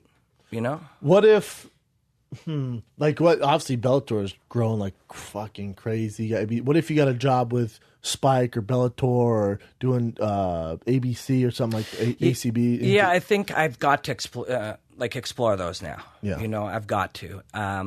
The fact that the UFC was specifically the dream doesn't mean dreams can't change. Yeah. You know what I mean? So I've got to explore those now for sure. I don't know why you wouldn't. Let me ask you this. Let's say in this weird world we live in, Conor McGregor knocks Floyd Mayweather out. Let's say in some crazy world in the second round, Floyd Mayweather gets knocked out by Conor McGregor. Is he the biggest athlete of all time? Yeah. Yeah. I think the biggest anything of all time. We're going into artists, musicians, actors, football players. He's the biggest. That'd be the biggest thing ever. Ever. What's bigger than that? You know what I mean? You knock out the best of all time, something no one's done. You're not even a boxer. And even when you say it, it sounds it's crazy, insane. right? You're not even a boxer. The thing is, I think it sounds crazy, but it's exciting as shit that you could be witness to that. Exactly. And and he has the capabilities to do it. That's it. If that left hand lands square on his jaw, we've seen him knock out and put down bigger guys than Floyd Mayweather. That's right. So the possibility is there. Yeah, and course. Vegas is willing to bet you plus 2,000. I think it's 2,200. Put $1 down, you 2,200. Really? You put $1 or $100? $1. Oh, it's 100, right? You 2,200. Yeah. Yeah, crazy. But there's things that we believe. There's limitations that we believe. Oh, you couldn't box Floyd Mayweather. He didn't believe that. The guy said, "I'm going to make this fight." The UFC didn't believe that. Yeah, and that's why he did it, because he came along, and there's levels to this game. To quote Meek Miller, Kendrick Lamar, depending on what age group you're in, there's levels to this game. So when he came along, the level was here. And, the UFC lawyers, which makes them the best in the business, is they're lawyers. Their contracts are the best, bar none. That's what, no one can go here, you can't do this. No, they never thought there was going to be a Conor McGregor who's going to transcend the sport to this, and he can leave and go sell out a stadium, and then he could potentially fight Floyd Mayweather in what? It's not even in the contract. But they couldn't even think of this. There's levels. This level didn't exist. It's not in the contracts. But that's why everyone behind him is screwed. For sure. Super screwed. The world is self-correcting now. Like things that you believe to be true, like staples or institutions are not stable. Do you know what I mean? Things like look at the church. Yeah, I mean, there's a ton of structures. Yeah. Yeah, all these structures that we've just kind of believed we had to, follow. Even contracts now. Contracts are not the same as they once were. Like we would make a deal, you and I, and 10 years ago, that deal would be way better for you. Let's say you're a TV station or, a company. And I wouldn't have as many chances to be able to play. Like, it would be certain things I can and cannot do according to that contract. Now, if you get big enough, the audience will not let you do that thing. Correct. You know what I mean? Correct. Like, if you try to stifle me in some way and I have the audience, it'll harm your company. Correct. You know what I mean? And I've had this discussion with a company that rhymes with rocks. And that's why I told him, like, this isn't 1994. So let's say you guys don't want me on your network anymore. You guys want to try and blackball me. I'm going to take my audience, go to a studio across the street, and get even bigger. You can't shut me up. It doesn't work like this anymore, man. It just doesn't. No. And with contracts, I find this interesting is, be careful what I say here, but my manager and agent was like, I went, oh, but I have a contract with them, so I have to do it. They go, nah, let them try and sue us. We'll go to that game with them and we'll win. We'll come out on top, or we'll drag it up so long you'll be able to do this and we'll deal with it after. I'm like, that works this day and age? Like, yeah, we can do that, man. Like, that's crazy. I see it in writing and like, doesn't mean as much as you think. The biggest thing that people have is influence now. Influence runs everything. Conor McGregor is the biggest influencer in the game. And Brendan Schaub is a big influencer. Somebody tries to fuck with you, your audience won't have it. It's self-correcting. Yeah, and that's the benefit of social media and, and just kind of, I say this to Brian all the time and other comics is like your social media, as much as it sucks, there's a lot of negativity on there, you're your own publicist. You really are. You're your own brand. So, if this company says no, cool. You're your own brand. You represent yourself, man. Yeah. So this door might shut, but you still own it, if that makes sense. Totally makes sense. And when I was I had some conflict with the old job years back. And I asked Rogan for advice, and he's like, dude, just go do it yourself. And I remember I was telling you that last time we were here. And I didn't. And now I feel very, very fortunate because a lot of people are going to be losing jobs in television and in different areas of media. And better early than late. So 100%. I said that to a couple of the guys over at Fox the other day that got let go over there. I said, this is going to happen to a lot of your friends. This is the nature of the restructuring that's happening. And you're better off to get it now, where you can still build an audience and you can still, do your own thing. Yeah, the whole Rogan's thing's funny because his whole thing is, fuck the man, do it yourself. I remember I was going for this TV. He's like, why do you want to be on TV? Fuck TV. You don't want to be on TV. I'm like, bro, we're at the Comedy Store. I'm like, you got famous from TV. What are you talking about? You're on Fear Factor for 13 years where the fuck it was. That's how a lot of people got to know you. Like, you can't say fuck TV, man. And I think a lot of people go, yeah, fuck the man or fuck work. You got to make sure you're in a position where you can say that before you just, throw these grenades, release the hounds. Otherwise, you're going to be in a lot of trouble, man. It's true. Yeah. TV there's still some cool things happening. Like working for TSN, I'm doing a documentary on George St. Pierre. So it's 30 minutes. For his next fight? Like the lead up to his next fight? Lead up to it. So I've spent a couple days with him, and then we're going to go down to L.A. or back here to L.A. when he's training with Freddie Roach. And we're going to go to New York when he's training with Danaher, and we're going to shoot a bunch of stuff for them.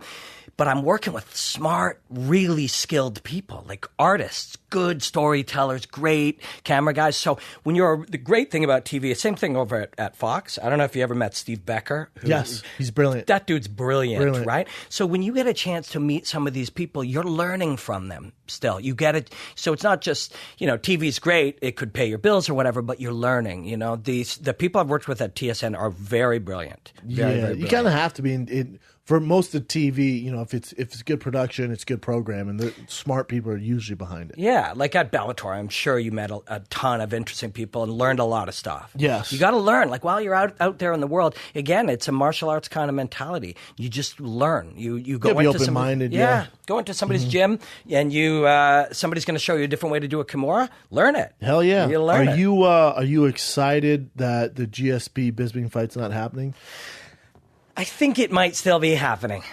You do? Yeah, I do. It's an interesting one. Like George is fascinating. Again, when you're with this idea of learning, I just watched like one of the highest performers in the world for a couple days. You're referring to George? George. Like when he shows up for something, he's immediately hyper-focused. Turned on. For anything. Turned right, Correct. Focused right on. He was going into, a training session, walks onto the floor, boom, hyper-focused. Is that TriStar? TriStar, and he has his own little gym. He started his own? Yeah, but just a private gym. I got to train karate with him. Oh, sick. Yeah, it was really cool. He brought in a couple of karate experts that he's moved to Montreal to train with. Interesting. He's moved them there, yeah. So, I mean, you spend time with George, and I trained with George for a long time. I don't get why he's doing it. I know. And that's a big part of the question that I'm asking him. Does he want to fight, or does he want to fight? Is he bored? You know what I'm saying? Like, it's tough for a guy like George who never liked fame. If you know George at all, he hated being the spotlight. He never wanted to be that guy. But there's something to be said, and a lot of people suffer from this, is once that attention goes cold, and you're out in the middle of the desert, and no one's kind of focused on you anymore, you're like, ugh, this is what it's like without it? So is it the fame? Is it the attention bringing back? We know it's not money. George is very smart with his money. Well, I think for George, among the other things, he likes training. He likes being a martial artist. He likes you see him in the gym. He did 5 training sessions in the 2 days I was with him, plus a brain training thing, like a reaction time kind of thing. He is alive in there. So he loves it, but there's a big difference between love training, which I love training. I still train every damn day, sometimes twice a day if I'm not busy. I love it, man. I don't love fighting, though. George doesn't love fighting either. He hates it. Matter of fact, he's the first guy that gave me the clue. I got done with Ultimate Fighter House. I was undefeated, just knocked out Marcus Jones. The next day is UFC 100. George's fighting Thiago Alvarez. I never knew George before. And I go up there, and I'm with Greg Jackson. We go to this suite in Mandalay Bay. And he goes, hey, I go back downstairs and grab something. Just hang here with George. He hates to be alone. I don't know George at all. It's the day before the fight. He just got done weighing in. And remember, I started off as a super fan of mixed martial arts. And George is going, oh my God, Brendan, I'm so fucking scared. I'm like, what is happening right now? Why are you telling me you're scared? He's like, I'm so fucking scared. They want me to do this. I fight this fucking monster, the weight cut. I'm like, why are you acting human right now? Yeah, what is going on right now? Because he's human. And it hit me. I go, that's how, that's normal. Mm-hmm. Like, I don't have to act tough all the time. This is George St. Pierre, the best of all time. Yeah. And he's actually admitting that he's scared. And that's when I started admitting I was scared. I went, Well, I'm fucking terrified, but I feel like I have to lie to everyone. If you're doing it, I'm doing it. For sure. And I think it's those humanizing elements. He doesn't feel, but to your point, and this is why I'm questioning why he's fighting, he doesn't enjoy being in that octagon. No. But he admits that. He very openly talks about it. And that's one of the reasons this is becoming so fascinating for me is, you know, he is very open about that. But he's never liked it. But he likes the adventures, and this is the way he put it. He loves the memories of the wins. He loves having and cherishing, and he keeps them. You know what I mean? That's fair. And for him, those memories are worth doing worth something. the hassle. Yeah. I don't think he fights Bisping. I think Bisping fights the winner of Yoel Whitaker, and I think Bisping, and Dana White has said this, and so Bisping and I are represented by the same entertainment business who deals with most of the stuff, especially in the UFC, by CAA. Mm-hmm. So if Yoel were to originally this was the deal. If Yoel was to beat Whitaker, then Bisping would fight the winner of Woodley Maya. If Whitaker were to win, he would have the choice to fight the winner of 85. George, you mean? George, yes. So it was yes. George. So it started off. George had a pick, but the one who, from my understanding, from my team's standpoint, is the Bisping fight actually isn't going to happen because when you do an interim vacant belt between Whitaker and Yoel, and that winner doesn't fight the actual champ, and then you toss GSP in there, you got a complete shit show. But controversy sells. Controversy sells. You know why I think they did it? Because I think they misguided the launching and the demand of GSP Bisping. I didn't like the fight, and I think when they announced it, and especially when they didn't have a date, but originally when it first came out, everyone was like, what? And it wasn't the draw they were expecting. So I think there's reasons for that. They put feelers out there and went, oh, shit, yeah, retreat. Not to mention George's eye. Yeah, true. Another thing that I can tell you about George, he's huge right now. He is big and powerful. So he can do 170 still, but he is big. He's a huge, muscular, jacked up dude. So maybe 85 makes sense? It might. Because remember, he comes from the day where there's IVs and there's all that stuff. It's a different animal now, cutting weight. Yeah, true. But he's a big dude. And I think against Bisping, he'd probably look to try to be very physical with him. You have to be. With Bisping, the Tim Kennedy, the Chael Sonnen type of, you got to make it that grind and fight against Bisping, man. You can't let Bisping use his footwork. He has amazing cardio, sit outside and do that all day. He is the most underappreciated great fighter. GSP? No, Bisping. Oh, I was like, GSP, shit. Bisping, I agree. It drives me nuts, man. Do people not see how good this guy is? Someone compared him to Jermaine Duran to me. I'm like, in what fucking world? Look at his losses. Yeah. All those guys were freaking taking Bane juice, TRT all day. Yeah. Most of the guys he lost to. 10 years, wins the Ultimate Fighter. Takes 10 fucking years of fighting the best in the world. What was it, a draw with Rashad Evans? You're talking about the very best in the world, and he beats most of them except for the ones on TRT. 10 years later, he gets a short notice fight chance against Luke Rockhold. Who beat him before. Not only did he beat him, he fucking wheel kicked him in the face, beat him. And he's on set in Toronto shooting Fast and Furious 27. Triple X. That's right. Triple X 19 or where the fuck it was. Yeah. On whatever, 7 days, like, I'll take the fight. Flies down there, knocks Luke Rockhold out. Yeah. He's the champ. Yeah. It really is unbelievable. And it's crazy because if you know Mike, right? Love Mike. Yeah, me too. I'm a big fan of the dude as a dude, too. Hard to get a word in with that guy. I'll get a word in with him. It's when me and Mike used to do shows together, he's the toughest to get a word in. Yeah. But he seems to just be meandering through life, making it up as he goes along. But he's not. He knows what he's doing. He knows exactly what he's doing. There's a reason why he's world champ. I've trained with a ton of fucking world-class guys. When I saw his work ethic and his tenacity and his pace, it's like, oh my God, how are you alive? He's like the Energizer Bunny, warming up nonstop. Yeah. Just everything's calculated. Mm-hmm. When he got his world title, and then people are giving shit because then he fought Dan Henderson. Remember, too, when he fought Dan Henderson Dan Henderson's logo is him flying through air, throwing that elbow. Exactly. They can't even show. They can't even show that replay on Fox. It's so brutal.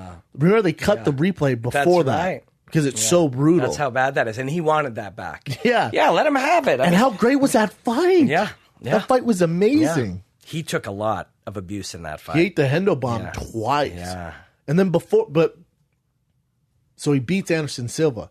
He actually got knocked out, woke up. Yeah. Got knocked out in the 3rd round, woke up, won the 4th round. I know. That's How the fuck do you not root for this guy? Only Michael Bisping can do that. But people saying they just, maybe it's the things he says, maybe it's the accent, maybe it's because you can tell that he's kind of giving the finger and he doesn't care about your opinion, but people don't tend to root for him. I know. It's weird. It's so strange to me because he has every reason to root for. I know. I do not get it. Yeah, I don't either.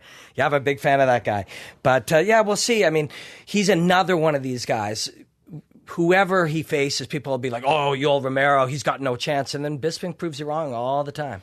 Yeah, I mean, stylistically, that matchup with Yoel Romero, I like Bisping in that fight. I think gives Yoel a lot of problems. And I don't know if you know this, Yoel's an underdog against Whitaker. I just found this out. Yeah, I find that interesting. Yeah, I find that interesting. Whitaker is definitely something special. There's no question about that. And both him and Kelvin Gastelum, somehow they have this game of playing in space, the way that they manipulate the space between the distance between their targets, their weapons and your targets, and your targets and your weapons. Yeah. You know what I mean? You're not there, and they're playing different games. So if he's over here, so whenever Romero is straight on with him, that's not great. But whenever he's over here in any of the blind spots, he's good all day long. And he could spend a lot of that fight there.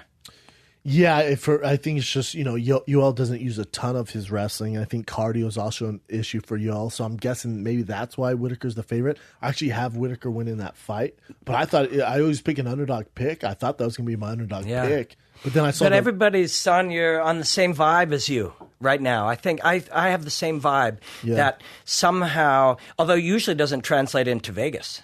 No. Also, Yoel's, we've never seen him lose. Yeah. He's undefeated in the UFC. Yeah. He lost one fight against, I think, Calavente in Strikeforce. I think he got knocked out. You might have to look that up, Chin. But still, undefeated. When you talk to Mike Brown, too, at ATT, he's just like, he says, this guy can do some things physically that you can't even imagine. Chael told me that we were talking, and I went, dude, we were talking about all our years of training, and freak athletes came by. I went, who's the biggest freak? I went, Yoel Romero. Yeah, he saw him on like the wrestling tour when he was like going to the Olympics and world trials. He was Yoel Romero, man. Wow. When guys at that level, like just think of that.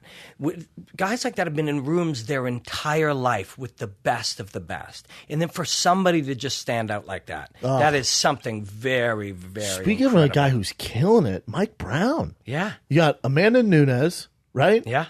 And then you got Joanna Jędrzejczyk. Yeah. You got Yoel Romero. Yeah. They are killing it, man. They are. And he's the head coach of them, and right? Dean Thomas is a coach over there, too. I had the good fortune of hanging out with both of those guys a couple of times, and man, you talk about picking somebody's brain. Really? Oh, I would love to do that. Yeah, Dean, and we've kind of had an ongoing conversation that picks up every time I see them, but about how ever-changing fighting is. And once you have the answer to one thing, then somebody will find the answer to that thing, and that's ongoing. And they're very, very much really understanding and really focusing on the fact that there's no one answer. There'll be an answer to that answer. Yeah. And that is why one of the reasons fighting is so incredibly fascinating is because there's never a correct. It'll never be the one thing that works for sure. Answer, no. Yeah, and then if there is, I mean, fighting by its very nature, why does choking you work? Well, Because if I pressure you, you give me your back. That's a natural human response. Okay, so since I will have your back, I should find a way to do something. And it develops as you give me a response, I develop, or whoever it is, develops an answer to penalize that response. That's the beginning of fighting. Yeah. All the way through, as it keeps changing, it's just the same thing. You will have a response to something that I will do, and I'll make that the wrong response. Demetrius Johnson, that's his entire game. Yeah. His entire game. It's just built on knowing the 2 or 3 options that you will take when he gives you a bad situation, the 2 or 3 that would be the correct things to do. He has answers for all of them. Yep. And he just slowly keeps finding a corrector and corrector and corrector answer. Same with Floyd Mayweather. Yeah, exactly. Same thing. They take away A, B, and C, the things you should be doing. And when you run out of A, B, and C, then that D is usually your downfall. Yeah.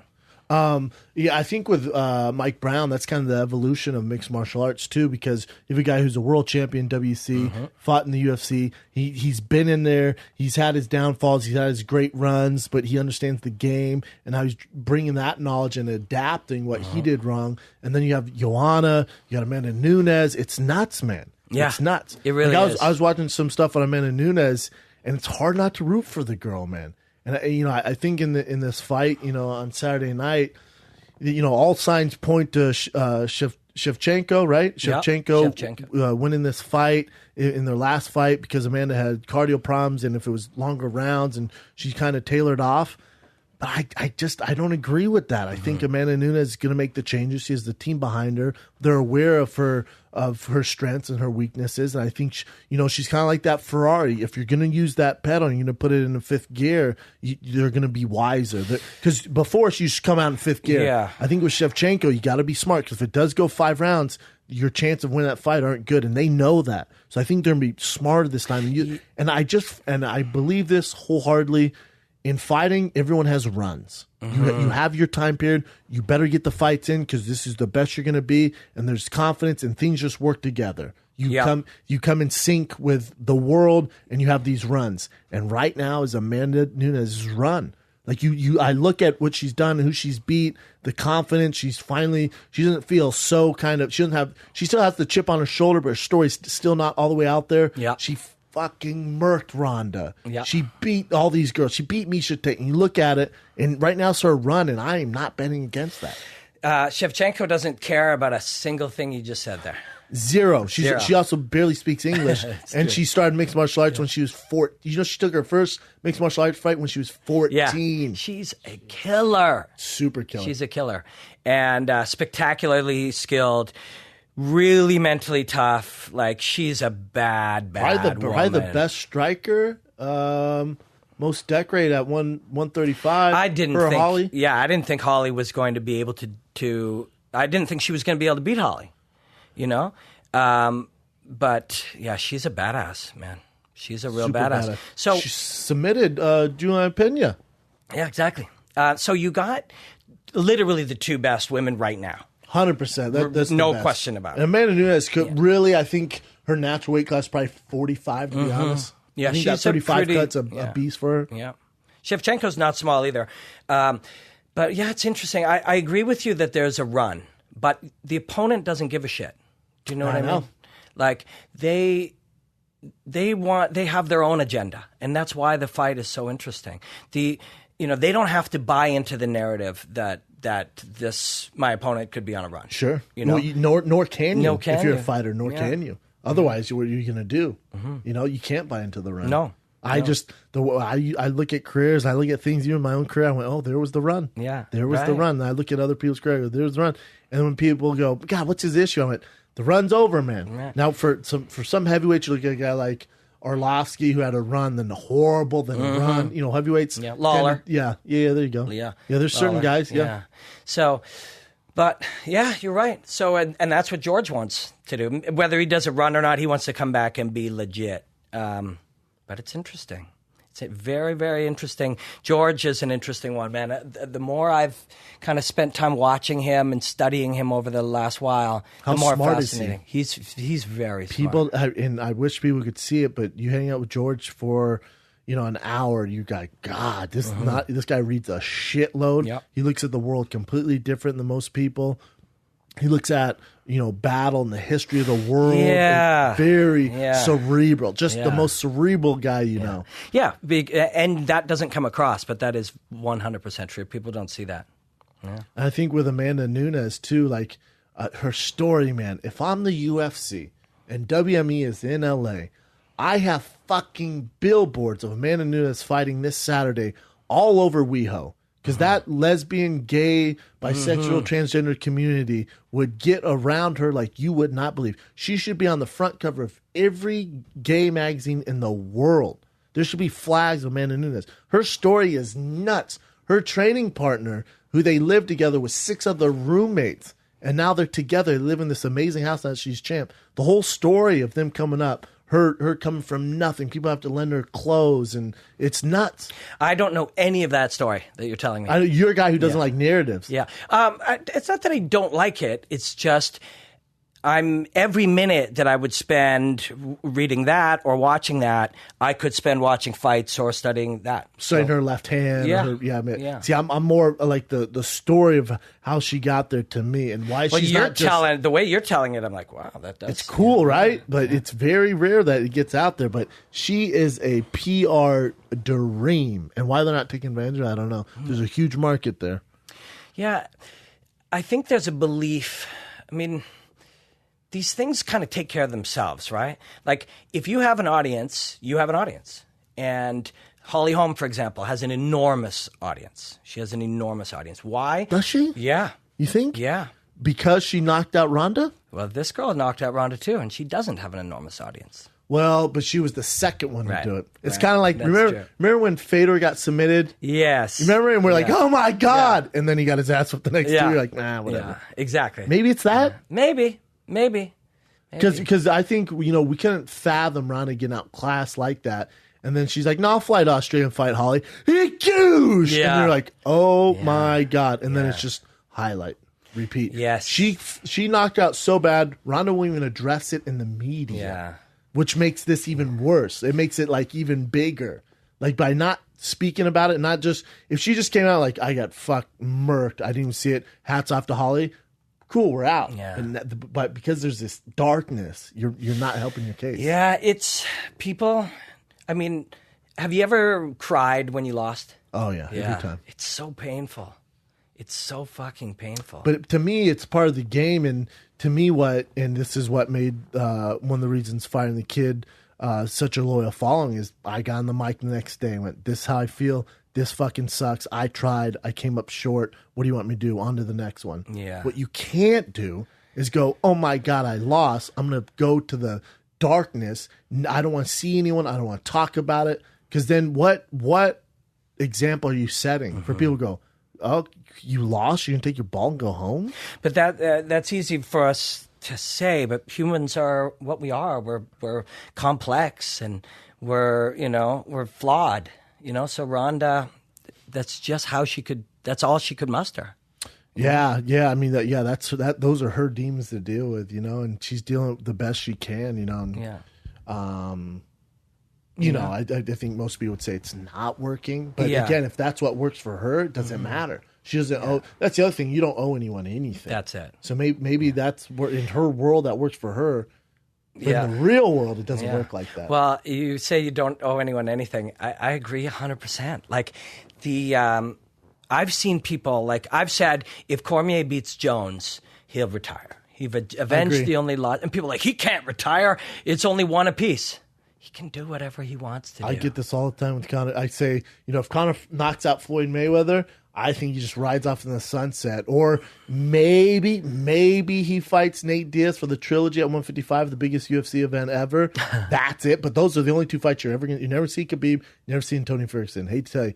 And people are like, that's not fair. He owes it to us to fight a guy like Khabib and Tony. I'm like, does he? Does he? Why would he owe you anything? Exactly. Why wouldn't he just take his 9-figure payday and fuck all this and just go off and raise his son and do Hollywood movies? Why not? What's he owe you? Well, that's just what have you done for him? That's just it. We often say, "Oh no, he can't." And even when George left, even Dana, who was visibly frustrated at the time, was like, "He has to come back and fight this fight." Isn't that funny? And what people don't realize, and George even said this and admitted this, he goes, the way Dana acted and that Johnny Hendricks post press conference made me want to leave the sport. Yeah. People don't realize when you do that to people and you think you take them for granted or you think they owe you something, they've risked their health and their brain health and that's on the line, and you take that for granted, you're messing with fire. Yeah, man. but again, remember, there's a reason why there's something special about that man or woman that gets him or her into the octagon. And it ain't because he thinks like you. Yeah. Well, it's, people just don't see how painful failure or loss is. They just. Especially that magnitude, because, let's say you wanted this gig and you didn't get it. Your close family and friends know that, but the rest of the world doesn't know what you're going through. Yeah. I wanted that Dana White's Tuesday Night Contender series so bad. See, I think it's good to talk about too, because I'm sure something great's going to come from it. Something's going to pop up. You're going to get it. But I think the issue is when people don't talk about it, because there's someone out there right now listening, going, "Fuck, man, I wanted this and it didn't happen." Yeah. Fuck, man, you didn't think I would be world champ? Didn't happen. I moved on, man. Yeah, it's failure is tough, man. It's tough. Who doesn't experience failure? Yeah, everybody does. And you see lots of quotes about, success is many, many failures without giving up. Yeah. And you see those kinds of things, and you know that that's true. That trying and failing is better than not trying. Yeah, unless you're Floyd Mayweather. Unless you're Floyd Mayweather. But I wanted that commentary gig so bad, but you don't make those decisions. It's these are complex collections of human beings all working together to try to find, the answer. It's in entertainment. There's a million pieces, and it's not like a fight where it's very black and white, where if you and I fight, you beat me, you're the better fighter. It's not black and white, Yeah. In entertainment, and I found this out the hard way too. I wanted this gig. This is years ago. I thought I was going to get it, and Brian was like, "Dude, you realize it goes through this, and this. You're the smallest part of this equation." Yes, that's I'm like, exactly really? right. He goes, "Yeah, man." Yeah. Because it's not like fighting where you want to get better, go to the room and train or something like that. You can't muscle your way through this. It doesn't work like that. Yeah, I know. It's true. It's heartbreaking. Yeah, it is. But what do? You have a goal. You just carry on. You ever think things happen for a reason though? Like maybe because I realized that Dana White, and I think it's great what they're doing. You having these these new fighters having a fan base and trying to get to the UFC and build their career. I think it's brilliant. I support the show. Yeah. It's on Fight Pass though. You're not getting a huge. Yeah, you'd get practice on there. But it's not. I've commentated 400 shows, so nearly 4,000 fights.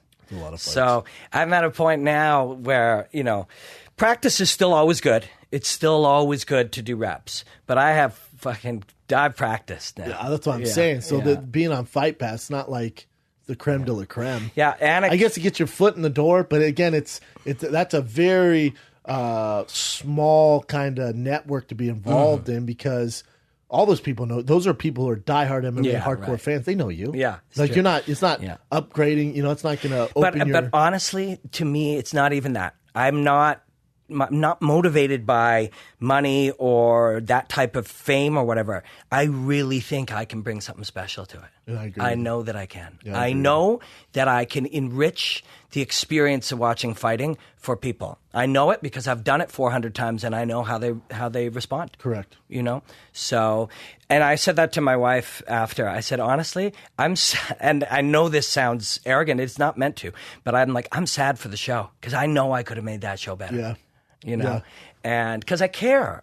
It's hard to care as much about something as I care about. I think you have to, though. Me and Brian talked about this because Brian went out for this big TV show and was a pilot, and he would always go, "I don't care, though. It is what it is." I'm like, "Dude, I wish you wouldn't say that because you do care." I went, "There's nothing wrong with killing." And he goes, "Bubba, I've been let down so many times. I've gotten jobs where I should have got it, didn't happen, where you have to not care." And I told him, I will never, promise you, as long as you know me, I will never be that way. I will always take it personal, and it actually helps me in this journey. Because I won't get a job, and I take it super personal, and then I get, it's not that I get upset, but I work harder. Yeah. And then I go for a job, I get it, great. And it proves to them that they should have hired me, and I keep going, going.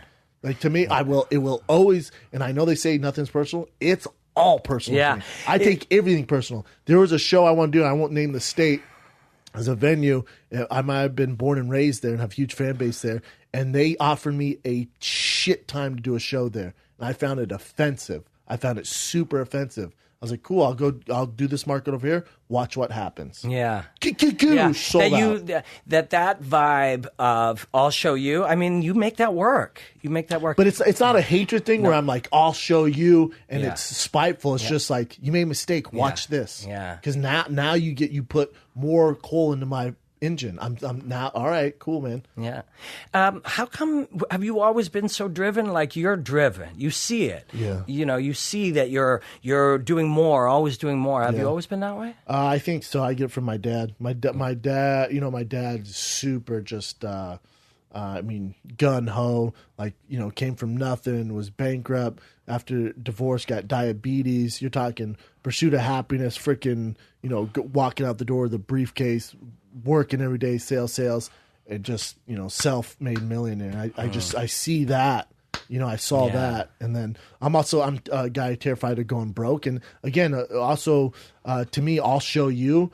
Like, I'm in my prime, man. I've never been so fit and healthy. Like, I could fight and probably do very well in the top 10. I really think I could in the UFC. But me going, I don't want to do that. I actually think my kind of direction in life is what I'm doing now. Mm-hmm. So I want this to be so big and touch so many more people than I did fighting, that I want people to go, yeah, it's probably better. I think you already are. I don't see it that way. I don't know. I think I have a long ways to go, but thanks. Yeah. I mean, you are doing that. You can probably feel it grow everywhere you go too. Like, each show gets probably a little bit bigger. Each show gets a little louder. Yeah, I don't know. Maybe this is the entertainer, the comedian in me, where it's self-deprecating. But whenever we post a show, I think 0 tickets are going to sell. Every time, like, oh my God, why are we going there? Like, Australia, I was like, this is a terrible idea. And I was telling my agent, I'm like, why are we going to Australia, man? It doesn't make sense. I don't even like to travel. And they call me, hey, the show's sold out. I'm like, really? And how many sold out? Like, how big in Australia? Was it? Yeah. They were all theaters. I sold out Tuesday through Saturday. Amazing. Theaters. Yeah. And is it a variation on the same act every night? No show's the same, but like my stand up, it changes a little. But the first hour is stand up, and then I go into, which we should do on this, or we don't have to. But then I go into like current MMA events, like that are current that day, and I have fun with those. And let's say there's a current event on George St. Pierre. I'll talk about my personal story with George St. Pierre. Then I'll go into the event, or I'll make it personal with all the stories. And then after that, I go into a fight breakdown. So this tour is called the Money Tour because it's the Floyd Mayweather, Conor McGregor tour. Yeah. So I go really balls deep on Conor and Floyd and what I think, and I get into that. Mm-hmm. And then my absolute favorite part of the show, Q&A. I do fan questions, and we have so much fun now. Because people are like, yo, I got to ask. And, they've been waiting to ask some questions. And to be honest, those questions make the show. Yeah. So those of you guys coming to the show, have a good question. And don't be that guy. What's it like, fucking some ex-girlfriend? Yeah, right. Please don't be that guy. But that pops up almost every time? Yeah, not every time. If they've been drinking, I got like some creepy 55-year-old who's like playing with his belly button asking me questions like that. I was like, you know what, man? You serious? Yeah. You're 50. Yeah. You'll be 50 one day. Yeah, I get that, but I won't be at a comedy show raising my hand asking what it was like to have sex with a certain person. Yeah, right. Guarantee you that, Rob. Yeah, I agree. You never know. I could hit a rough spatch here. I don't see you doing that. Brain trauma could kick in. You got some current events, Jin? Can we use the restroom real quick? Yeah, go ahead, man. Bad. You want to take a little break? Yeah, go ahead. Ready. Let's do it, brother. All right, so first current event, Ariel Helwani just tweeted that he spoke to GSP today and that he sent a text to GSP sent a text to Bisping and Dana White this morning, formally challenging Bisping to fight on November 4th at MSG, and he has no response yet. And if you could read the tweet the way GSP wrote it. Michael, you should man up and fight me 11-4 in New York City. I'm coming out of retirement to retire you. Dana, please, make it happen, please. That's pretty good. Not bad. Yeah, it's not bad. Not bad. You're an entertainer. I think Kenny Florian does a better one. Did you have any idea about this? I didn't. I feel like you did. Yeah, but George was telling me that's what he wants. That's what he wants? Yeah, and George was telling me that's what he wants, and he does believe it can happen. Yeah, it's probably going to happen. What George wants, George gets. It's George St. Pierre. Yeah, for sure. New York, too? New York, I like it. I don't like him fighting in New York because the chances of this fight going to decision are really, really good. New York just doesn't have the education and the background to support this magnitude of a fight. Someone's going to get screwed over in that decision. They, they kind of have a history of it. Yeah, I don't like it there. Yeah. So things are real skills, right? Anything is a real skill. Being a judge is a real skill. Running a commission, real skill. And when people start doing things brand new, they're not good at it. You know what I mean? So it's a new commission, and they're not good at it yet. No, that's why if I'm a major star like George and I get the appeal with New York and it's close to Montreal and his fan base. Yeah.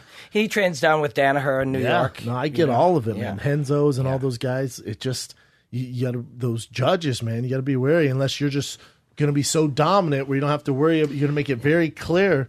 You know, as a friend of George's, I like the fight. I think it's out of Yoel, which I don't want to see that. Yoel, Whitaker, Woodley, and Maya. It's probably besides Maya, but I don't. Maya's a pretty interesting fight. Yeah, I don't think he has to worry about that. Though. I don't think Maya gets past Woodley, but I don't know. You never know. I know you're the guy that goes, you can see it both ways. Yeah. But for GSP, I think this fight makes the most sense. He's the champ. Here's the problem, though. What's it do to the division? Like, what I guess if they're going to do it in November, it's kind of soon. But let's say Whitaker knocks out Yoel and he has the belt. He's waiting to when to fight? Yeah. Hey, listen. January? Disruption, man. These institutions, we were talking about how institutions are starting to be disrupted. But you have to have structure in sports. Otherwise, it's the wild, wild west. And it's hard. We're analysts. We're balls deep in mixed martial arts, so we get it. I can keep track of it. The general population cannot. So it actually hurts the views, I think. Maybe, but this is what's happening. You can't hate the disruption. The disruption is going down. I mean, no, you can. If you're 185er, you hate it. Yeah, you can. I don't mind it. You know what I mean? I'm just saying you need some sort of structure. Otherwise, you're just never going to be in the same realm as the NBA, NFL, like anything like that. But, Facebook or MySpace wish Facebook never came along. You know what I mean? Yeah. Television wishes there was no internet. Yeah. Disruptions happen. Yeah. And we're disrupting divisions now. We're disrupting titles. We're disrupting divisions. It's just happening. There's I don't know nothing we can do. Yeah. No, this is going to happen. I mean, whether this fight happens or not, these things I would imagine it happens. And so a lot of, I would too. And that's what I thought too from talking to George. Yeah. He said that he intended November all along.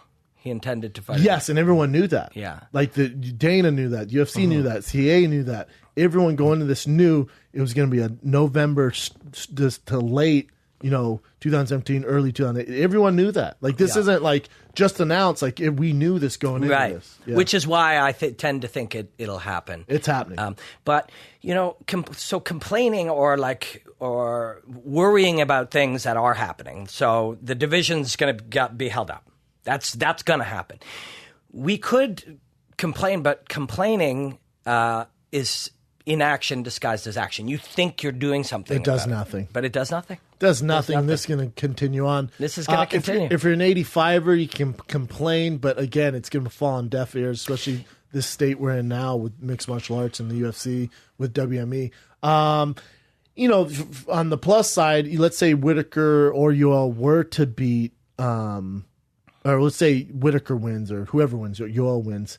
What you can do is put them on a PR tour and build their name. So the winner of this fights them. So now you get an actual super fight. Yeah. And I mean, we call them super fights, but there's two belts a lot of the time now. But the complaint part, like, you have to just accept where you are and figure out how to make that work. So I was talking about that Contenders show.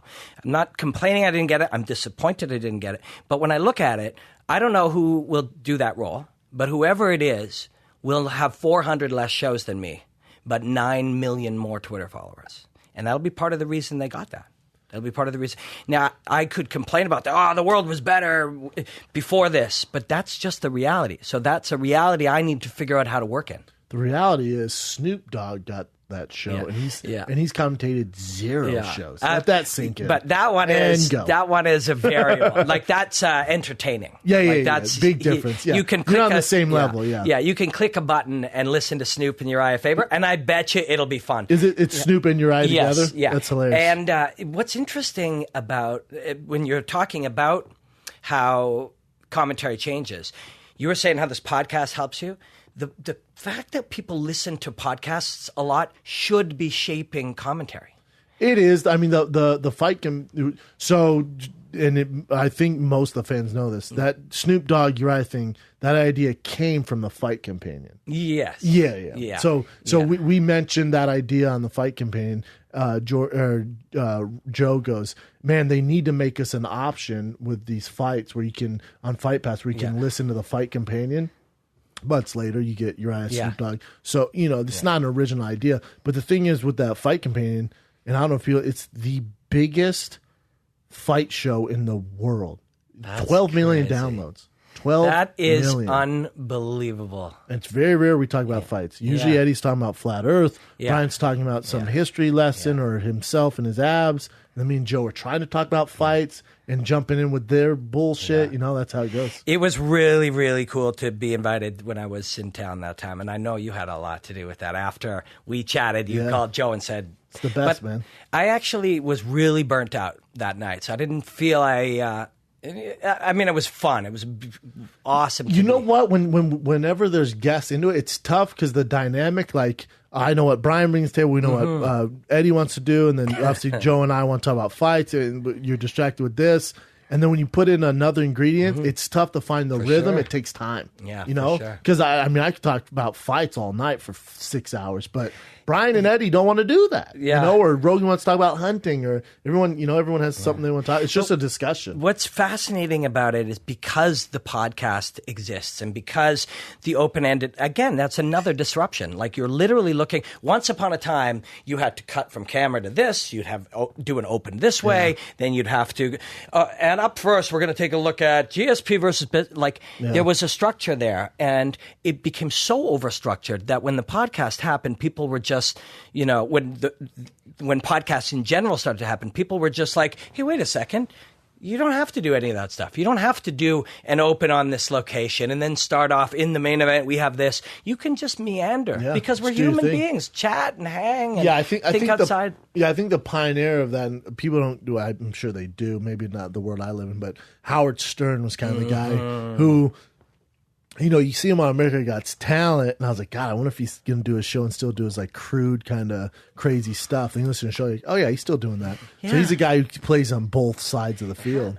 And people would have told him hundreds of times that he could never get away with that. Yeah. Look at Rogan. Yeah. Rogan's a guy who, from Fear Factor, and then, he's on UFC and he's breaking down fights.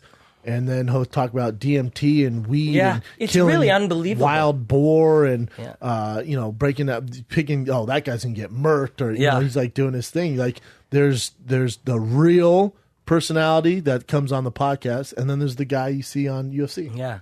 Yeah, it's fascinating because, again, 5 years ago, people would have said to him, you will never get away, or 10 years ago, you will never get away with these things. And they would have been wrong. They would have been mad wrong. It's that same thing where we started. McGregor, they keep telling him all these things he can't do. And then he keeps saying, well, maybe you believe you can't do them. Yeah, why can't I do it? Yeah, exactly. Because you can't fathom that happening. Drives me nuts. Yeah. What else you got, Chin? I find that so interesting, man. Yeah. Just like 2 hours ago, too. So this one's just a quick update on Matt Hughes. His sister posted that he's off the ventilator now, which kept him breathing. So he's showing some small signs of improvement. And she says that if they're not posting about him at all, it's a good thing. So the more you don't hear about him, the better. That's just such a shame, man. Yeah. Matt Hughes, one of the good guys. He's a fighter, and he's, if anyone's gonna pull through something like this, it's gonna be a guy like Matt Hughes. So I wish him the best, man. Scary, man. But I like that line of thinking that she's like, if you're not hearing, it's a good thing. That means he's improving. Yeah. And I mean, people's family don't owe. We were talking about not owing anything. They don't owe, media anything. No, I don't need a met- live Facebook No. chat on Matt Hughes at his Exactly. bedside by the hospital. Is as he- much as people want that. I know, but we don't get it. No, We nor don't- should you. No. Do you know how he is? Like, I don't. If he's been on a ventilator this long, that's scary. Oh Terrifying. no, it's bad, he's in tough conditions. I know that. I know they said he was moving his hands but couldn't open his eyes. But that was even a false report. His sister was upset about that too. Wow. So he's in bad shape. But I mean, obviously they want time to just be on their own. They don't, just like Rob was saying. Robin was saying, like, they don't know much about the media. This is the first time they're dealing with all this stuff. They're like, he's the face of like the UFC, not us. So we don't even know how to do this. So if you don't hear from us, it's a good thing. So they're just kind of putting this last thing out there. It's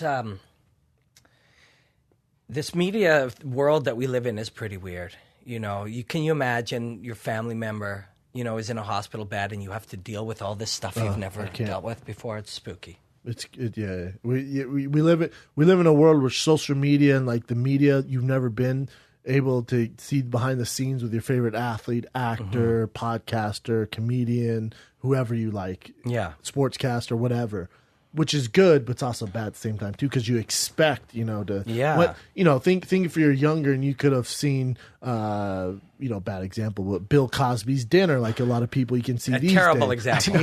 It's terrible. I'm so sorry, man. That's I the ran word. out of How alpha did- brain. I have no idea. Yeah. I was thinking of old school comic. I should have said Richard Pryor. Yeah. I said Bill Cosby. Yeah, He's Richard a Pryor. bad human being. Yeah. I'm sorry. That is really of all. I am so. I apologize. Why didn't you say Hitler?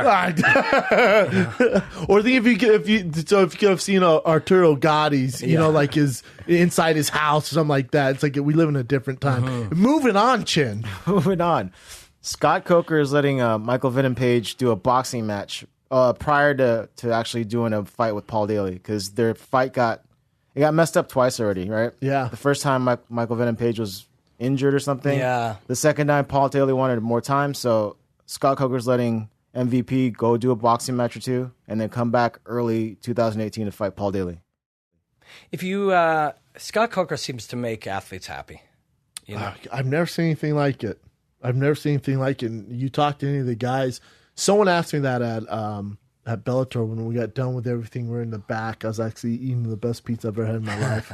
I'm with Goldberg and Morrow, and someone working for them go, "Hey man, I gotta be honest. You've done work with the UFC. UFC Tonight, all that stuff. What's the difference between the UFC and Bellator?" I went, all you guys are so stoked to be here and work for Scott Coker. The environment's different. Because in the UFC, a lot of times, not now, I don't know how it is, but a lot of times it's ran and motivated by fear. And you guys, to me, it seems like you're motivated because you're passionate and you want to be here. Like you're not looking what's the next gig or anything like that. You guys are in the moment, and it's a positive atmosphere. And Scott Coker just creates that, man. Like I got done with the broadcast. The next morning at 7 a.m. I had a text from him and goes, "Hey, just rewatched everything. Thought you did a great job. Way to go." It's like, what? This is the guy who runs freaking, Bellator. Yeah. Like you're texting, and he sent Morrow a text, sent Goldie a text. He's just a different animal, man. Yeah. We sat down and had lunch before I agreed to do the fight, and he was like, "Hey, man, from your perspective, what fights would you like to see?"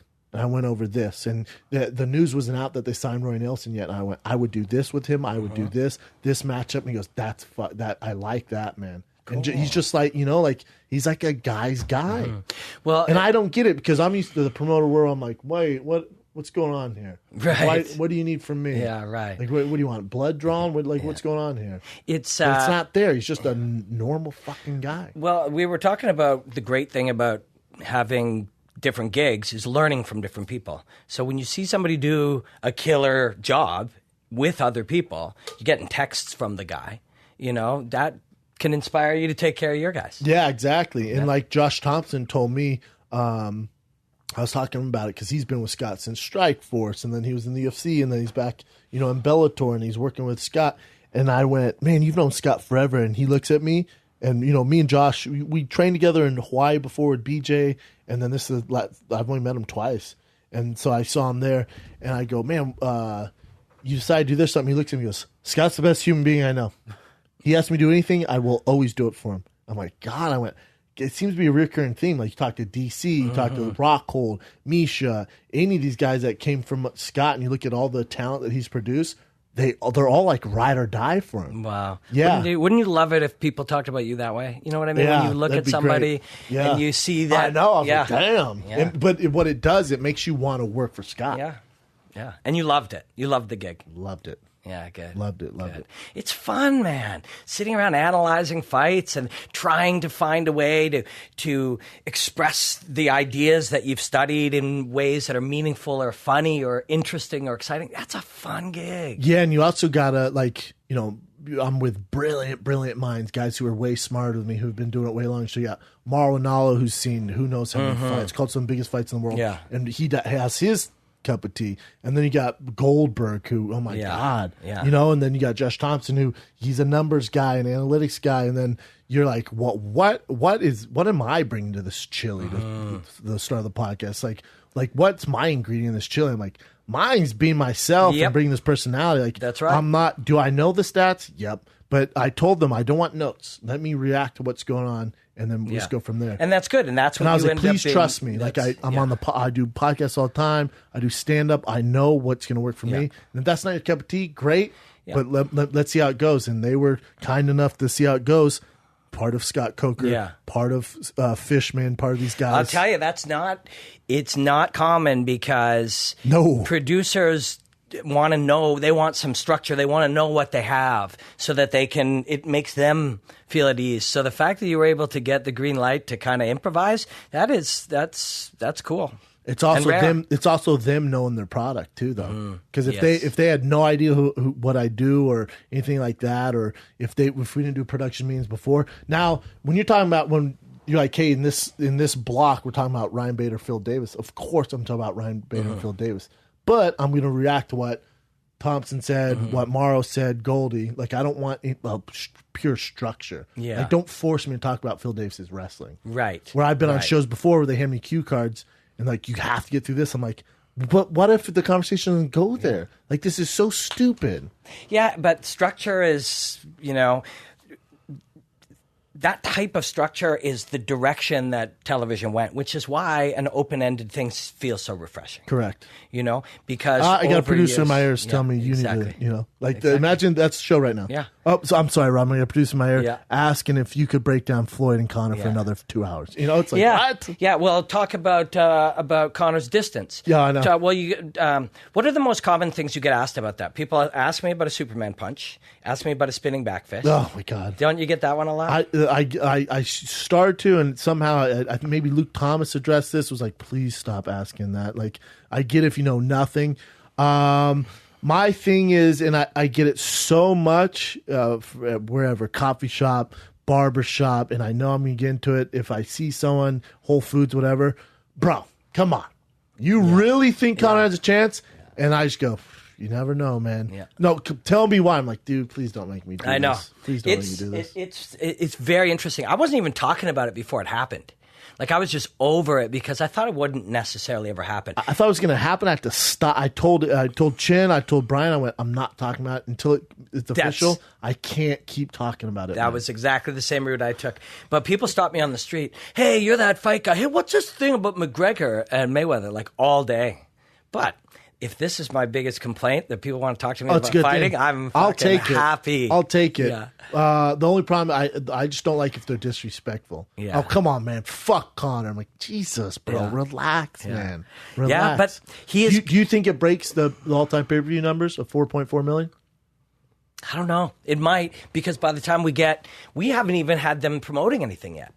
By the time you get a couple, it needs promoting, but that's just going to help. As soon as you get a few of those, and then they're running highlights of McGregor doing whatever crazy shit he's going to do. I would say this before that: if you're listening, you're a bettor. I would place your bet now. If you're a Conor McGregor guy and you think there's a chance he's going to, I would do it before these press conferences, because when they get face to face, you're going to realize how much bigger Conor is. And right now, people that don't know shit about mixed martial arts, don't know shit about Conor. You're looking at the box and going, oh, he's only an inch taller. Oh, but they have to both weigh 154 and they're 10-ounce gloves. Oh, yeah, he's screwed. Watch the way the Vegas odds switch when you see them toe to toe. Yeah, Conor's and so the much length bigger. of his arms too. The width. Watch when they're standing. The back. Wait, yeah. Yeah. I had lunch with Conor in Venice, and I walked in. I'm like, dude, he's as wide as I am. I was like, He's what a in the big dude. Fuck? He's a big guy. How much you weigh right now? Yeah. He's just a big dude. He's a big dude. So at 154, he'll be doing a lot more, cardiovascular work and energy work. So he might be a little smaller, but for sure 175. For sure 175. Yeah. He's gonna be a bigger guy, especially these press con stuff like that. Like you're gonna see people like, oh my god, he is bigger, and then when he goes, so get in now. I like them letting Michael Page be active, especially for a fight with Paul Daly. That's a great matchup too. He's a big dude too, Page. Page's a big guy, yeah. Skinny, yeah, but a lot of skeleton, fun to watch. Yeah, very interesting. And have you spoken to him ever? I have not. He's quiet and humble, and he's not at all like his expression. Character. Yeah, and even the way he fights, like fighting is a personal expression. Yeah, and he's expressing something, but that's not who he is. Like he's not just flashy and cocky and flamboyant. He's just a quiet, humble little martial artist. I enjoy watching him. He's one of those young guys that I don't want to see him fight the amazing wrestler right now. Like they need to build him up, and he's one of the highlights of those young. You got Gallagher, you got Pico, even though he lost. I'm sure you saw that. Mm-hmm. You got you got Michael Venom Page. You got all these guys. People ask about Pico, and they're like, "Well, is it hype?" So if you're going to use the words "hype brain derailed," you got to understand that thousands of other people are going to tweet that. It sounds like you came up with it when somebody tweets it. But for number one. And number two, people are like, they want to know what that means. And what it means is sometimes in fighting you get knocked out or get choked out or get finished. It means that when you fight tough people, you can get caught, especially early. So he wanted a really tough challenge. He wanted an experienced guy, and he got it. This will be in 3 years when he's 10-1 or 10-2. This will be the best thing that ever happened. I agree. Yeah, 100%. I was trying to get that on the broadcast. I was saying, he's the biggest prospect in mixed martial arts, almost history. Like he's a big deal, man. And people gave Scott a lot of shit going, he shouldn't be fighting a guy who's 10-2 who's bigger than him. Scott goes, no, I get it. I don't want to fight him either. They demanded this. Like, we tried giving him other guys, and here's the other problem. No other guys would fight him. A lot of people don't know this. Yeah. Most of these vets that you've heard of, and a lot of other guys, they wanted a bigger name. They won't fight Pico because he's that much of a badass. So in this fight, again, it's not even the hype got derailed. This is mixed martial arts at its finest. Exactly. The Freemans of the world, the MMA gods do not care about your hype. They don't care that you have all this hype behind you. It doesn't work like that. No. To your point, the narratives, they do not care. They don't care about your story. They don't. He's going to be fight. Head and Brow last first fight. Yeah. Bernard Hopkins, Andre Arlovsky, Josh the Punk Thompson. There's a lot of guys that lost their first fight. That doesn't mean shit. Yeah, not at all. It is just happened on the biggest stage. Yeah. Masquerade Garden. And before that, this weird announcer who's used to doing stand-up and podcasts and hyped the shit out of him. Because he's worth it. He is that great. You hear the stories. You hear the stories. You hear the stories and from Bob Cook and Josh Thompson and DC and TJ Dillashaw. And I hear what he does to guys in training. I'm like, what? Yeah, it's true. And he'll be your champion. I call fights for a show called TKO. It's on Fight Pass. And it's Canada, the best show in Canada. There are some young guys on there, like 18, 19, blowing my mind. Yeah. Just absolutely blowing my mind. Like there's so much. It seems like the younger guys now, they're not compartmentalizing anything. It's not like, snap into wrestling or, they are just expressing fighting. Open, that's free the evolution fighting. Of the game. And it's good to hear because that means the game's in good hands. Yeah, for sure. That means it's growing. Yeah. Like, I don't want to see a 17-year-old who's just good at jiu-jitsu. What the fuck are you doing? What have you guys been doing this whole time? Exactly. Have you learned nothing? Yeah. God damn it. And even when the guy, the guys or the girls, they train something specifically. They're still all training MMA all the time. Just big gloves, small gloves. You know, everything blends all the time from day one. So there was a time where, you know, the well-rounded athlete was a thing. That was George or Matt Hughes, basically, right? Now it's so much beyond that. Yeah, It's you so can't even much- really reference that. No. Like, he's well-rounded. Yeah. What? Exactly. You know? We need the language evolves. You don't, you know, find a new thing and then call it an old word. Well, it's the same in football. Like before, you know, the African Americans really dominated it. There'd be an African American go, "This guy's athletic." Right. Imagine if Troy Aikman, whoever, or Phil Simms doing a broadcast go, you know, one thing about freaking Julian Edelman, he's athletic. People go, no shit. We're watching professional football, man. Yeah, right. Like, it's like, what? Yeah, it's I know. so crazy to say. But back in the day, you say all the time, all the time. Yeah. Let's do one more, Chen. All right. Sure. All right. John Kavanaugh said that Conor sparring 4 times more than normal for the Mayweather fight. And I don't know if this sounds good on paper, but you guys know more about fighting. Do you think that's a good thing? 4 times more sparring than normal. I think he's trying to do more. He is a fascinating guy. So he's using the time that he has each hour, and he can get more out of an hour than most of us. Yes. Right? So in principle, as long as he's learning and adapting within those times, he's just trying to front load all of that extra time. This is what the only thing that scares me with this is he cramming for a test, a boxing test? Like he's trying to cram all this time in? I don't want that. I want you to be Conor McGregor. I don't want you doing so much boxing, trying to get in this boxing kind of rhythm and get in sync with these boxers. I don't want that. Yeah. Read this here. It's a learning experience. You don't get to do this often where you immerse yourself in one style. I read somewhere that people were saying that this would have a negative effect on Conor when he goes back to MMA. I think it's only going to have a positive effect. Yeah, you just shelve everything and focus on one art, but they're still going to do it different. You know, they'll still have different strategies and different ideas. It's never been done. What we're looking at has never been done. So the right and the wrong answers, we don't know. Yeah, people know. They can critique it all they want. What we do know is what John and those boys are doing at SPG is working. That's one thing we do know. Yes. I'll put faith in that. Yeah. And I find this interesting. John says, I get in trouble when I say this, but I'm saying it's simpler because there are just less skills involved as opposed to getting ready for mixed martial arts. Boxing is just one element of mixed martial arts. When you're boxing for MMA, you don't go into the same detail as you do when you're boxing for boxing's sake. However, it's just one in a myriad of skills you need for MMA. It's simpler, but then on the flip side, it's interesting because you get really dive deep into what boxing is. That's interesting. Yeah. I mean, it's just the unknown, the true unknown of this is what's so fascinating. I'm also fascinated by the fact that you see these boxing guys and they just write it off, and they won't even entertain the idea that we're thinking there's something in the nature of analyzing MMA where we do think outside the box. We have to. There's so many things. There's so many and different lenses and different perspectives that you can take. That is analyzing fighting. It's a rich, blend of weird flavors, right?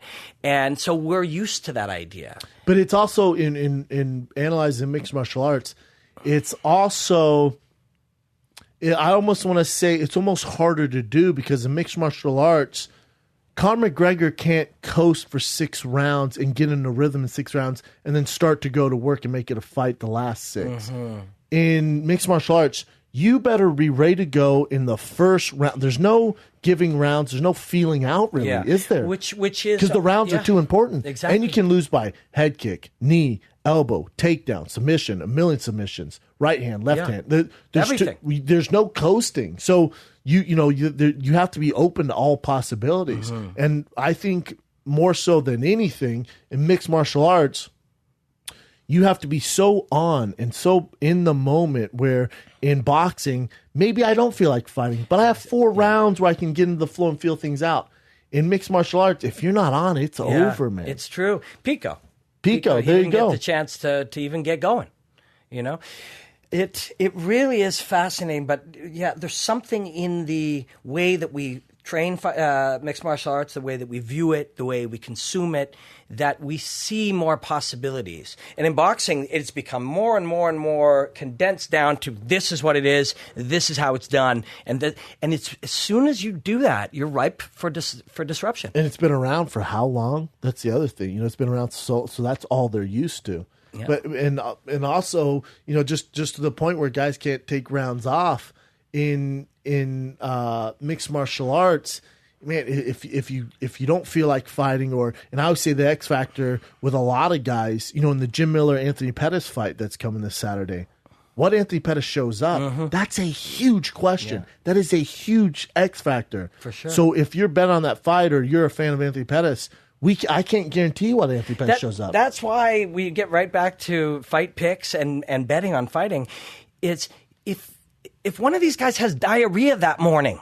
Do you know what I mean? Never mind the way they move their head or the way they move their feet or what their styles are like. Or if somebody's went to eat after their weight cutting, they got diarrhea, everything changes. You know what I mean? If somebody got a phone call that their mother is sick, there's all of these variables outside of the millions of variables. But your margin of error in mixed martial arts is so much smaller than boxing. Mm-hmm. It's so much smaller, man. 4-ounce gloves. Head kicks, knees, elbows. It's a different animal. And that's why it's so beautiful, because it's so free. It's such freedom of expression. And there's two of them, and they have conflicting agendas. Yes. Every time there's a fight, every single time there's one, I try to remind myself of this, and I try to remind other people. It's easy to kind of go, oh, well, there's 10 more next weekend. But every one of these men and women have dedicated their life to this moment. Correct. To this moment that you're going to witness right here, right now, as they put it all on the line. And we were talking about how much it hurts to fail and to lose. One of them's losing. I know. And they're putting themselves at this, in this situation for you. You know what I mean? I know. And that's why it hates for me to admit this, that I'm showing up just for the main card in Vegas. Because I'm going to be eating great steak, and I'm just showing up for the main card, strolling in late. No, I'm just kidding. I am, though. But, no, I hear you, man. It's tough to get through that. Give us one more, Jen. One more? How about this? Oh, the sponsorship for the fight. So, IMG is saying that they're looking at a price of $10 million for that main sponsorship role, where they put their logo on the canvas. For Tecate, yeah. So $10 million. What do you think of that? You're talking about the biggest fight of all time. What do we know what they usually get? Like, what's a regular? I don't know about the regular ones, but right here they're going to give you, with the $10 million, $500,000 in tickets. First minute of every round on pay-per-view broadcast is part of the sponsorship, I guess. I tell you what, I wish Fighting the Kid had the money to do that. Yeah, no kidding. Put T-Fat K in the middle of that bitch before every round. Do you know who Gary Vaynerchuk is? Gary Vaynerchuk. Yes, the motivational guy. Well, he started out businessman. Yeah, and he basically is an expert in social media and an expert in media. And he says that the number one most valuable ad buy that you can have is the Super Bowl commercial, because everybody's watching it. The number two most valuable is whatever the next most expensive. But this will be worth that.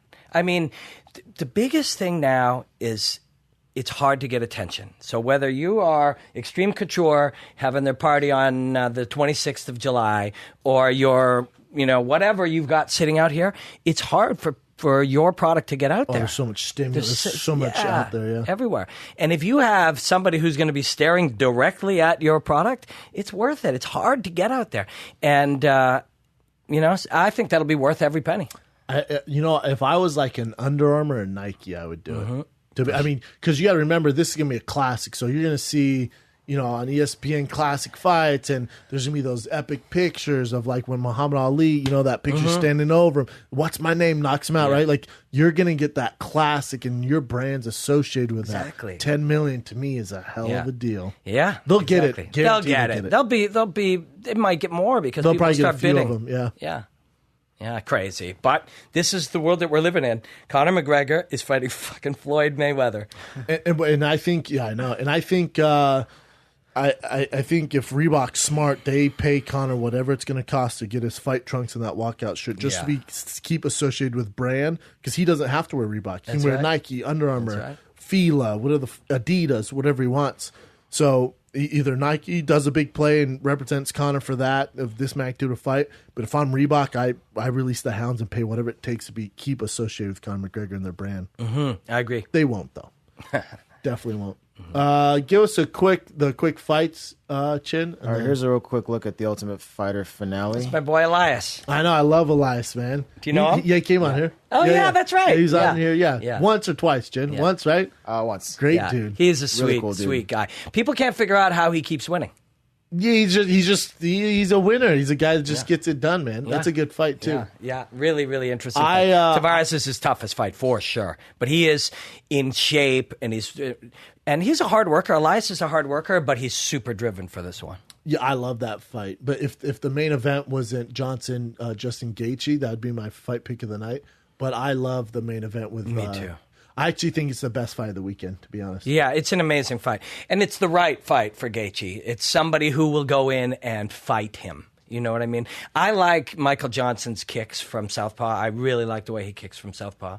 And you want to smash up Gaethje's legs, I think. Have you seen Gaethje's leg kicks? Yeah. I mean, he's stopped. He's won fights because of his leg kicks. Now, he's not fighting guys like Michael Johnson. No, exactly. You're not stopping Michael Johnson with leg kicks, but it's a tool he could use. Yeah, and if I'm Michael Johnson, I'm putting him on him early so that at least he knows I'm throwing him too. Yeah.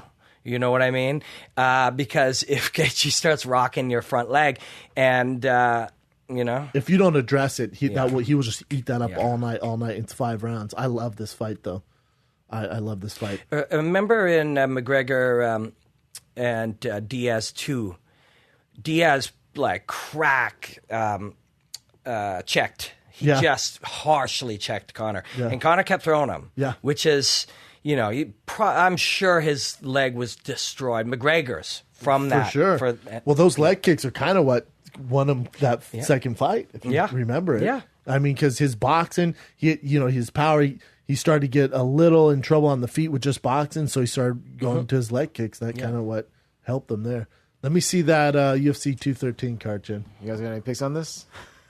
I mean, I do. I'm biased, though. I started with Gaethje in Denver, and Gaethje's my guy. Robin doesn't make picks, so how dare you? And obviously, Elias is both our boy. So I mean, I'm cheering for Elias. Yeah, for sure. Tavares is a very, very tough one. He's been quiet, though, Yeah.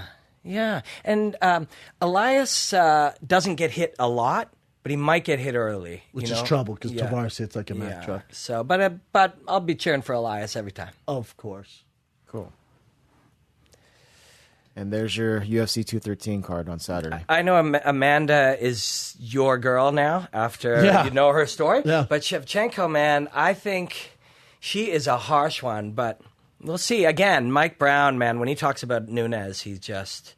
sometimes when you can see the look on the coach's eyes when they're talking about Bradley. Not just the things they say, but you can kind of picture them picturing themselves in the gym when they're talking. So he believes heavily in her and that she's better than she's ever been. They're both incredibly skilled. Like, just level-wise, this is probably the best women's fight in the world you can make. I agree. Skill-wise, especially now where Amanda Nunes, she's adept, she's more well-rounded. You got Shevchenko, who is coming off a submission win. I would say in the history of the UFC, it's the most skilled title fight in 135 history. Yeah, I think as far as straight skill, just skill on skill. Yeah, skill on skill, well-rounded with the evolution of the game. Yeah. Again, I really do. I believe in runs. I believe it's Amanda's time. I like Amanda in that fight. And then with Yoel Romero Whitaker, I can't believe. I thought it was going to be my upset pick of the night, but apparently people are keen to Robert Whitaker. But again, Yoel's undefeated in the UFC. Hasn't had a loss. He had that weird stool gate with Tim Kennedy. And then I really didn't think he beat Jacare. So I think they're guessing what Whitaker, how he dismantled Jacare. But MMA math doesn't work like that. No. I think Whitaker on the outside is going to look really, really good. I think that's... And if Romero likes to stand and throw leather at you and throw knuckles at you, but I think we'll see him try to get in on this kid's hips for sure. I would. Take away Whitaker's power. Early on, get him down, wear him out, make it a grind a little bit. I mentioned Gastelum You know, both of them have something special they're doing on the outside, and both of them actually went up from 170 too, weirdly. And they're so much better at 85. And I wouldn't have thought that. I was shocked how good Calvin looked at 185. It's weird because I was always shocked too, and I typically don't. When guys always go up, I'm like, it's usually a last resort. Something's not working. But Rogan says all the time, he goes, I prefer guys to go up. I'm like, I disagree. I wish they would stay here, but it's hard to argue because you can look at guys like Cowboy and Anthony Pettis and Whitaker and Kelvin. Like they're so much better at these upper weight classes. Like at first, when they were mentioning Weidman for Kelvin, I was like, oh man, that's tough.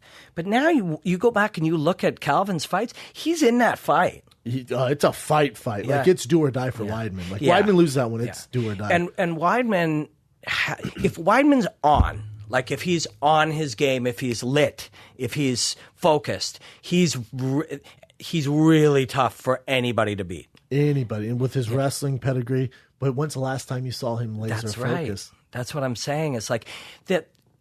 If I'm Chris and I'm the people around him, you got to look at it from the point of view of that you have this within your control. Like if you're not lit, if you're not focused, you're not winning this fight. No, you get knocked out too. So you need to focus heavily on whatever has to be done to put you in an optimal state of performance. We're not talking about how your takedown is expressed, and we're not talking about doubling up your jab. We're not talking about technical things. We're talking about performance, the optimum state of arousal, they call it. Which is everything for him. Yeah, which is everything. So that's where he should be putting all of his effort in, whether that's a sports psychologist, whether that's a particular type of training, whether that's just him needing to go and do a certain kind of work, whether it's just honesty, whatever it is, all it should be about for him is optimal performance. Do you think you can get that back, or do you think there's a point of diminishing returns where once that kind of invincibility leaves you, it never comes back? Like you see it with guys where they're undefeated, they get knocked out, and it's like, look at Ronda. Couldn't touch her. All of a sudden, she gets outclassed, comes back. Like once you realize you're human, it's tough to get that back. That championship swagger, once it leaves, it's tough. McGregor, especially when you Diaz, get outclassed. McGregor Diaz, and he was embarrassed, and he came. It can be done. All you need to do is see one or two do it, and then it can be done. And if you're Weidman, you look at Conor McGregor, the way he came back from that loss, the way it made him a better man. It made him a better fighter. But the only argument there, it's like, all right, he fought a guy at 170. They probably shouldn't have been fighting in the first place. He's so much bigger. And he still came back and did it. Yep. And he still came back and did it. With Weidman, it's like, all right, man, so I got my belt by... Anderson Silva's leg fell off the first of all, he was joking around. I knocked him out, got the belt. Then we fought a second time. His leg fell off, so I retained the belt. And then what has he done since then? Who's he beat? He can't be thinking that. I'm saying as an analyst, you look at it, and it's kind of like, who has he? Can you bring up his record? Like, I look at it, and I love Chris. But then when I like the Luke Rockhold fight, I gave him I actually picked him to win that fight, and then he loses that fight, the Yoel, I thought he was going to win that fight. It's when Chris is on, it's real. Like you see it in the way the skills are expressed. You see it in the way he ties everything together. You see it in the way he improvised in the Mark Munoz elbow knockout. Amazing. You see it when he is on his game. He is real. It's real. See that, but this that's still him. Is it though? Because this is my thing about runs. So here's his run when he beat Tom Lawler, Damian Maia, Mark Munoz, Anderson Silva, Lyoto Machida, Vitor Belfort. Boom, that's your run. And then you run to Luke Rockhold, TKO. Run to Yoel Romero, KO. You run Gegard Mousasi, KO. This is the runs. Sometimes, and I think it's tough for people to deal with, but it's the same as like running backs in the NFL. You have 3.5 years. In fighting, we look at these outliers like Bernard Hopkins, or you look at a guy like Overeem, or these, and you go, but he did it forever. Yeah. I get that. But in general, it's about runs, man. Like you're at your peak mentally, physically, the timing, the matchups, and then after that, it's off to the races. But all you need is one person who breaks that rule, and then it can be broken. Well, but that's the exception. Can you base life off exceptions? If you are Chris Weidman, you say I'm the exception. Too. Well, you have to. You have to. What else are you going to do? Yeah, exactly. But the general rule is you're not the exception. But are you? You have to believe you are. Yeah, I agree. You have to believe you what are. Else are you going to do? What else are you going to do? So that's what Chris is going to do in this fight. And listen, this one's hard for me because I really like both of these guys. I love Chris. Yeah. I'm rooting for Chris in this one. Every fight Chris Weidman has ever been in, I have rooted for him. It's in New York, too. Yeah. Oh, yeah. So, do you know that? Yeah. It's in his hometown. Yeah, right. So that adds. They're doing everything they possibly can to try and help him out a little here. I just think, but the only thing is with his losses, when you look at him, so he's never lost before, then gets TKO'd by Luke Rockhold, right? Yeah. Loses his belt. But he was winning that fight. Yes. And then threw that horrible spinning back and got in a lot of trouble. That was a fucking terrible idea. Then Yoel Romero, again, the takedowns, he was winning the fight. I thought he was doing well. And then just Yoel timed that and that flying knee. Then Gegard Mousasi, you had the whole dilemma there. If you look at the Lyoto Machida fight, Chris fought he managed that 25 minutes beautifully. Agreed. He managed himself. He managed the fight. Even in moments where it went a little bit bad, he got hit or he got hurt, he waved it on. He was focused for 25 minutes in that fight. Agreed. Then Vitor, he actually had a bad fight. He had a bad fight. He got in trouble early on. Yeah. He got in a lot of trouble. And then willed himself through it, but finished it. But you don't always just look at the result. You got to look at the performance. Agree. And the result in that was great, but I thought the performance was he made some weird choices. Yes, I agree with that. But I think I have such a hard time cheering against Calvin because he's such a cool dude and he's such a great fighter. Great guy. I just look. I agree. I agree. Kelvin's a guy who's hard not to root for. But with Chris Weidman, he's another guy I just feel like he's never got his due. Why isn't Chris Weidman a draw? Yeah. What in the world is wrong with people? Chris Weidman's not a draw. In New York, maybe he will be. But if he headlines a pay-per-view, he's not a draw. Yeah. I don't know how to explain. I don't understand. Yeah, I don't know how to explain what. I don't know. Who knows how to explain what it is that attracts people to certain... Here's the even more dilemma for you. Why isn't Luke Rockhold a draw? Yeah. Looks like Superman. Yeah. He's an actual model, has the skill, former champion. Yeah. For whatever reason, it's not clicking. Is it because his cockiness and he has it all and people go, fuck that guy? Yeah. Or your girlfriend's like, ooh, I like him, and the rest of the population goes, fuck that guy? Yeah.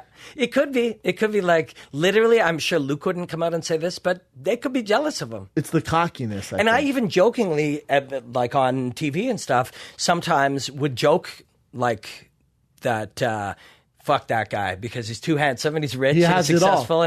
But I think it's one of the reasons that he has it all. And Luke, if you're listening, you know I love you. He has it all, but he has this arrogance about him that we know that bully in high school. Yeah, right. We've seen that. Yeah. And so you're like, oh my God, I can't root for ripping that. down guys' pants and stuff like that. Yeah. The frat boy who's wet willing you in front of your girl that you have a crush on. He may not actually be that guy, but that's what comes off. It does. You're right. And that's why everyone cheered when he lost, right? It's like, what? Well, yeah. Why are we cheering, man? I know. Strange. It is weird. You can't. You just don't know. You just don't know what attracts people to people and what doesn't. No, and I was around some UFC brass that once told me, we decide who are the stars. We dictate them. Like, you don't, though. You do not dictate that. No. You got to hope that someone comes along and you're along for the ride. Yeah, and at don't that ever right get that time, twisted. And at that right time where their snowball is happening, you can add. Yes. I was going to say put fuel on the fire. It's like snowball fire. No, it's mixing metaphors. Yeah. Well, at least you didn't say Bill Cosby. Yes, true. That third fight, get the fuck out of my face, and then you got Verdum over him, which is an interesting one. Mm-hmm. Very, very interesting. Old school. This is the third time they fought, right? Yes.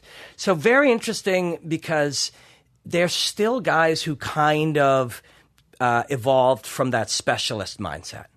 We know they're not specialists. We know it is not as simple as Verdum's submission game against Overeem's knockout game. But because they evolved from a specialty, the way that they built their tools kind of shaped that way.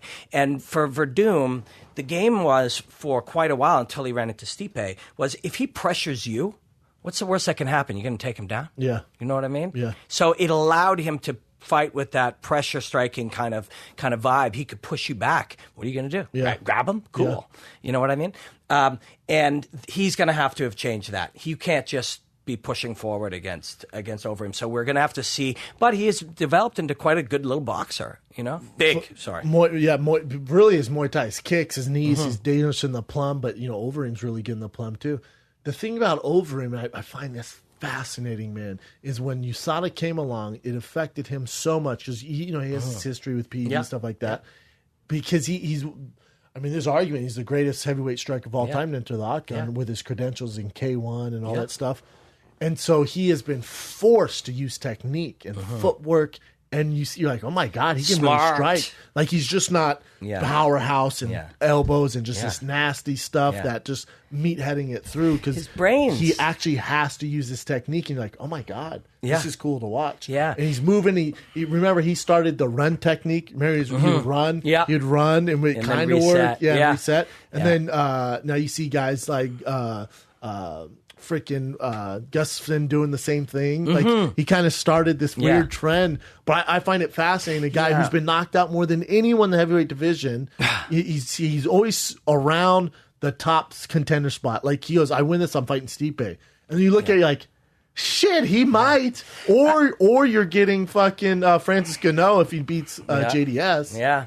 It's I'm always excited to see him fight because once he kind of establishes out at range, sometimes he'll do some very simple things that are simple for him and work. Like he'll go southpaw and then he'll leave his chin hanging out. Yep. So that you will throw your right hand or your right kick. And he knows it. Yeah, he wants that. He puts that where you're.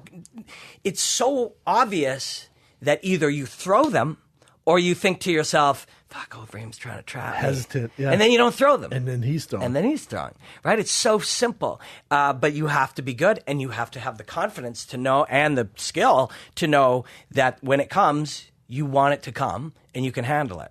Most of us, normal people who have ever sparred or competed, we don't want to be giving guys targets. We don't want to be, you don't want to hide it. Yeah, exactly. He goes and says, take it. Yeah, with his experience, especially in stand-up, he's one of the few guys who can do that. Fabricio is a guy, though, especially with Overeem, he's a guy who's going to come forward, man. He just is, to your point where he can come forward. But when he lost his belt, when he charged at Stipe in Brazil, I was like, what is he doing? It was such a strange scene to see because it was just, that's not very controlled and that's not a way a champion fights where his chin's in the air and he's running straight like it's, the phenom and he's 19 running straight at Vanderlei. It was very strange to see. And obviously this day and age you get knocked out. Stipe's not really a knockout artist, but so with Verdum, I would assume he's learned from that. It's an intriguing fight. It doesn't blow my hair back because they're both so older. Before he came in, I was comparing this to last year's July 4th card, which is UFC 200. And just no way. The stacked card where, I think the UFC 214 is actually the stat card of the month opposed to this. It's true. With Verdum, I think he just brain farted. Like, I don't think he was in optimum performance. I think he was just in the moment in his hometown and rushed. And you see it, like you saw his face. He was making weird faces at the beginning. It almost looked like panic. Yeah, and the pressure of hometown champion, defending, all of those things. And that, when even elite champions, you know this, like even you've probably experienced this, even elite champions and the elite of the elite can have a day where it doesn't fucking go right. Oh, for sure. 100%. And another thing that we're looking at, sorry, I keep kicking something. You do. Another thing that when we keep looking at the variation, the all the variables, sometimes the greatest fighter in the world will just not be turned on that day. You know what I mean? And they don't have 4 to 5 rounds to hide behind 10-ounce gloves to try and turn it on. No. That's what makes our sport so unique. And if your reaction to that pressure is to run straight at Stipe Miocic, you're going to get knocked out. Yes. It's a fascinating fight. Last one, then we get out on this. Pettis, Jim Miller. Yeah. Well, you made a great point. Pettis, which Pettis you going to get? Because when he's on, when Pettis is happening, when Anthony Pettis is Anthony Pettis, there's so few people that are that spectacular. So talented. Yeah. Jim Miller is a hard one, man. You know what you're getting. You know what you're getting. He's the winningest 155er in the world. That's amazing. That? Yeah, it's amazing. He's just been doing it for so long. Yeah. Did you see Jim Miller got a text from Joe Silva when Joe Silva was leaving? Joe Silva offered him a fight, and Jim just said, "Yeah, sure." And he goes, "I'll take it." He goes, "Of course you will. You're fucking Jim Miller." Oh, I did see that. Yeah. You know, yeah, he's a matchmaker's dream, man. Because there's no argument, there's no how much money, where I want this date, I need it. He just takes whatever, you know. Yeah, puts on his hard hat and goes to work. I think that's why people love Jim Miller. Yeah. I do. With Anthony Pettis, you want to talk about how he needs a freaking win, man. Good God. And I heard Sean Shelby go, I think Anthony Pettis is still there. He's just trying to find himself. Again, go back to my theory of runs. Is it? Is he trying to find himself? He cut to 45. It was too much of a cut. He suffered that. Now he's back at 55. He's fighting a guy in Jim Miller. I don't know, man. I hope. Anthony Pettis is one of my favorite guys in the UFC. So I hope he does find himself. I hope I'm wrong. It's not about runs, and I hope it's about finding yourself, and there's some guru you can talk to, and he switches a switch, and and you're back to this beast mode that he once was. I hope I'm wrong. Of all the fighters I've watched train in my life, watching him hit a heavy bag was probably one of the most amazing for fluidity and smooth, elegant movement. Like, it really was incredible. Economical movement, the way that and you know who else was like that? Doo Ho Choi. When I was in Korea. Yeah. When you watch the way that his body moves when he's throwing a right hand, it is something very, very special. Interesting. Yeah. I hope Pettis finds it. With Jim Miller, I don't know how many he has left. I don't know how many either guy does. But for Anthony Pettis, it's just. I hope. It's, when your back's against the wall, man, it is a beast to find that. But either way, it's gonna be a good weekend of fights, man. And I will be at that one, which is crazy. I'm a little nervous about it. Hey, can I ask you a question? When you're traveling, how do you stay eating good and working out and getting rest and stuff? How do you? It just depends. It depends. So, like in Australia, the time difference was such a change, and everything was so messed up, and I didn't know when I was going to eat. I said to myself, all right, forget sticking to your diet. If there's food, you're going to have to eat it. If there's coffee, drink as much coffee as possible. When I was on the road, in the States, it's a little easier. When I'm in LA, my diet, I'm super, super strict. Yeah. When I go on the road, like say I'm in Philadelphia, I'm going to have a Philly cheesesteak. Yeah. I'm going to live my life. If I'm in New York, I'm going to have that piece of pizza. I'm going to enjoy it while I can. Then I come back, because I'm not on road for months. So 3 days, 4 days. But if you started going on the road for months, you'd have to address that. Like, I would even have to. But I would never go on the road for months, though. No, right. You have family. Like since I become a freelancer, I was in Seoul, Korea, Moscow, Russia, Dallas twice, LA twice, Montreal twice, Albuquerque. Best food in the world. Yeah.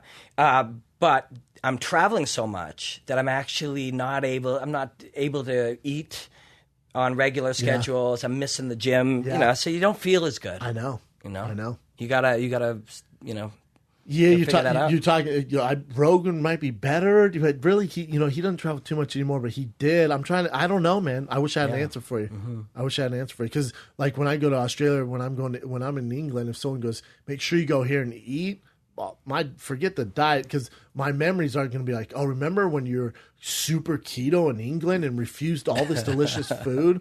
Fuck that, man. Yeah, you gotta enjoy the experience. Like, I like to dive into the culture. Yeah, like when I was in New York, my buddy, my brother, one of his best friends, Jason Miguel, was like, "This is the best pizza in the world. This is where you need to go. I'm gonna bring you guys." And I was like, "God, I'm trying to be good on my diet." I'm like, "What the fuck am I doing? When am I ever gonna be able to try this pizza?" Yeah, I went back day after day. And then I paid for it on the treadmill the next day. But I wish I had an answer for you, brother. Good luck, man. Yeah, you just good gotta luck. do it. As long as you're not eating fast food, I'd say. No. Yeah, you should be good. Yeah. But, dude, whenever you're in town, open door. I keep telling you, it's open door policy. You're one of my Thank favorite you. guests, man. Man, it's thank very you. rare I get to sit down and talk with someone this long about mixed martial arts. Yeah, it's a real pleasure, man. And thanks for all your support and stuff. You tweeted out my stuff when I first started my YouTube channel. Always, man. You've been a great supporter, and I really appreciate it. Yeah, you got it, brother. And obviously, tell them where they can find all your new stuff. Yeah, so they haven't found it yet. My YouTube channel is youtube.com/c/Robin Black. And on Twitter and Instagram, I'm Robin Black MMA. And I only got like 5,000 followers on Instagram, so I need people to follow me on Instagram. Did you just start it? Yeah, a little while ago. Oh, boom. It was right around the time when we did that fight companion. Oh, yeah. You got to get going on Instagram, man. You kind of got to this day and age. It's kind of cool, though. Yeah, Instagram's cool. It's different. It's good, though. Like I said, you're your own publicist, so you have to take control of it. Yeah. And then, hopefully I see you in Toronto, man. Come to the show and we figure something out. For sure. Do something, man. Oh, yeah. My friend David, his wife is obsessed with you, and he asked if you could put them on the guest list. 100%. I will text you and remind you. 100%. Yeah. Of course. And usually the show's just full of dudes and their wives or girlfriends they forced to come. Yeah. But hopefully you'll be there. Your boy will be there. I'll take care of him. And again, man, thanks for coming on. You're one of my faves. Thanks, man. You're the best, brother. Thank you. All right, guys. Thank you for listening. I am Brendan Schaub. This is Robin Black. Dublin shows added. Manchester, one night only at the theater there. And then Phoenix, Salt Lake, Chicago, Milwaukee. Am I forgetting one, Chin? Detroit. Boom. Get your tickets right now. tfatk.com. And obviously Toronto, for God's sakes. tfatk.com. I'm Brendan Schaub. Thank you for listening. I'm out.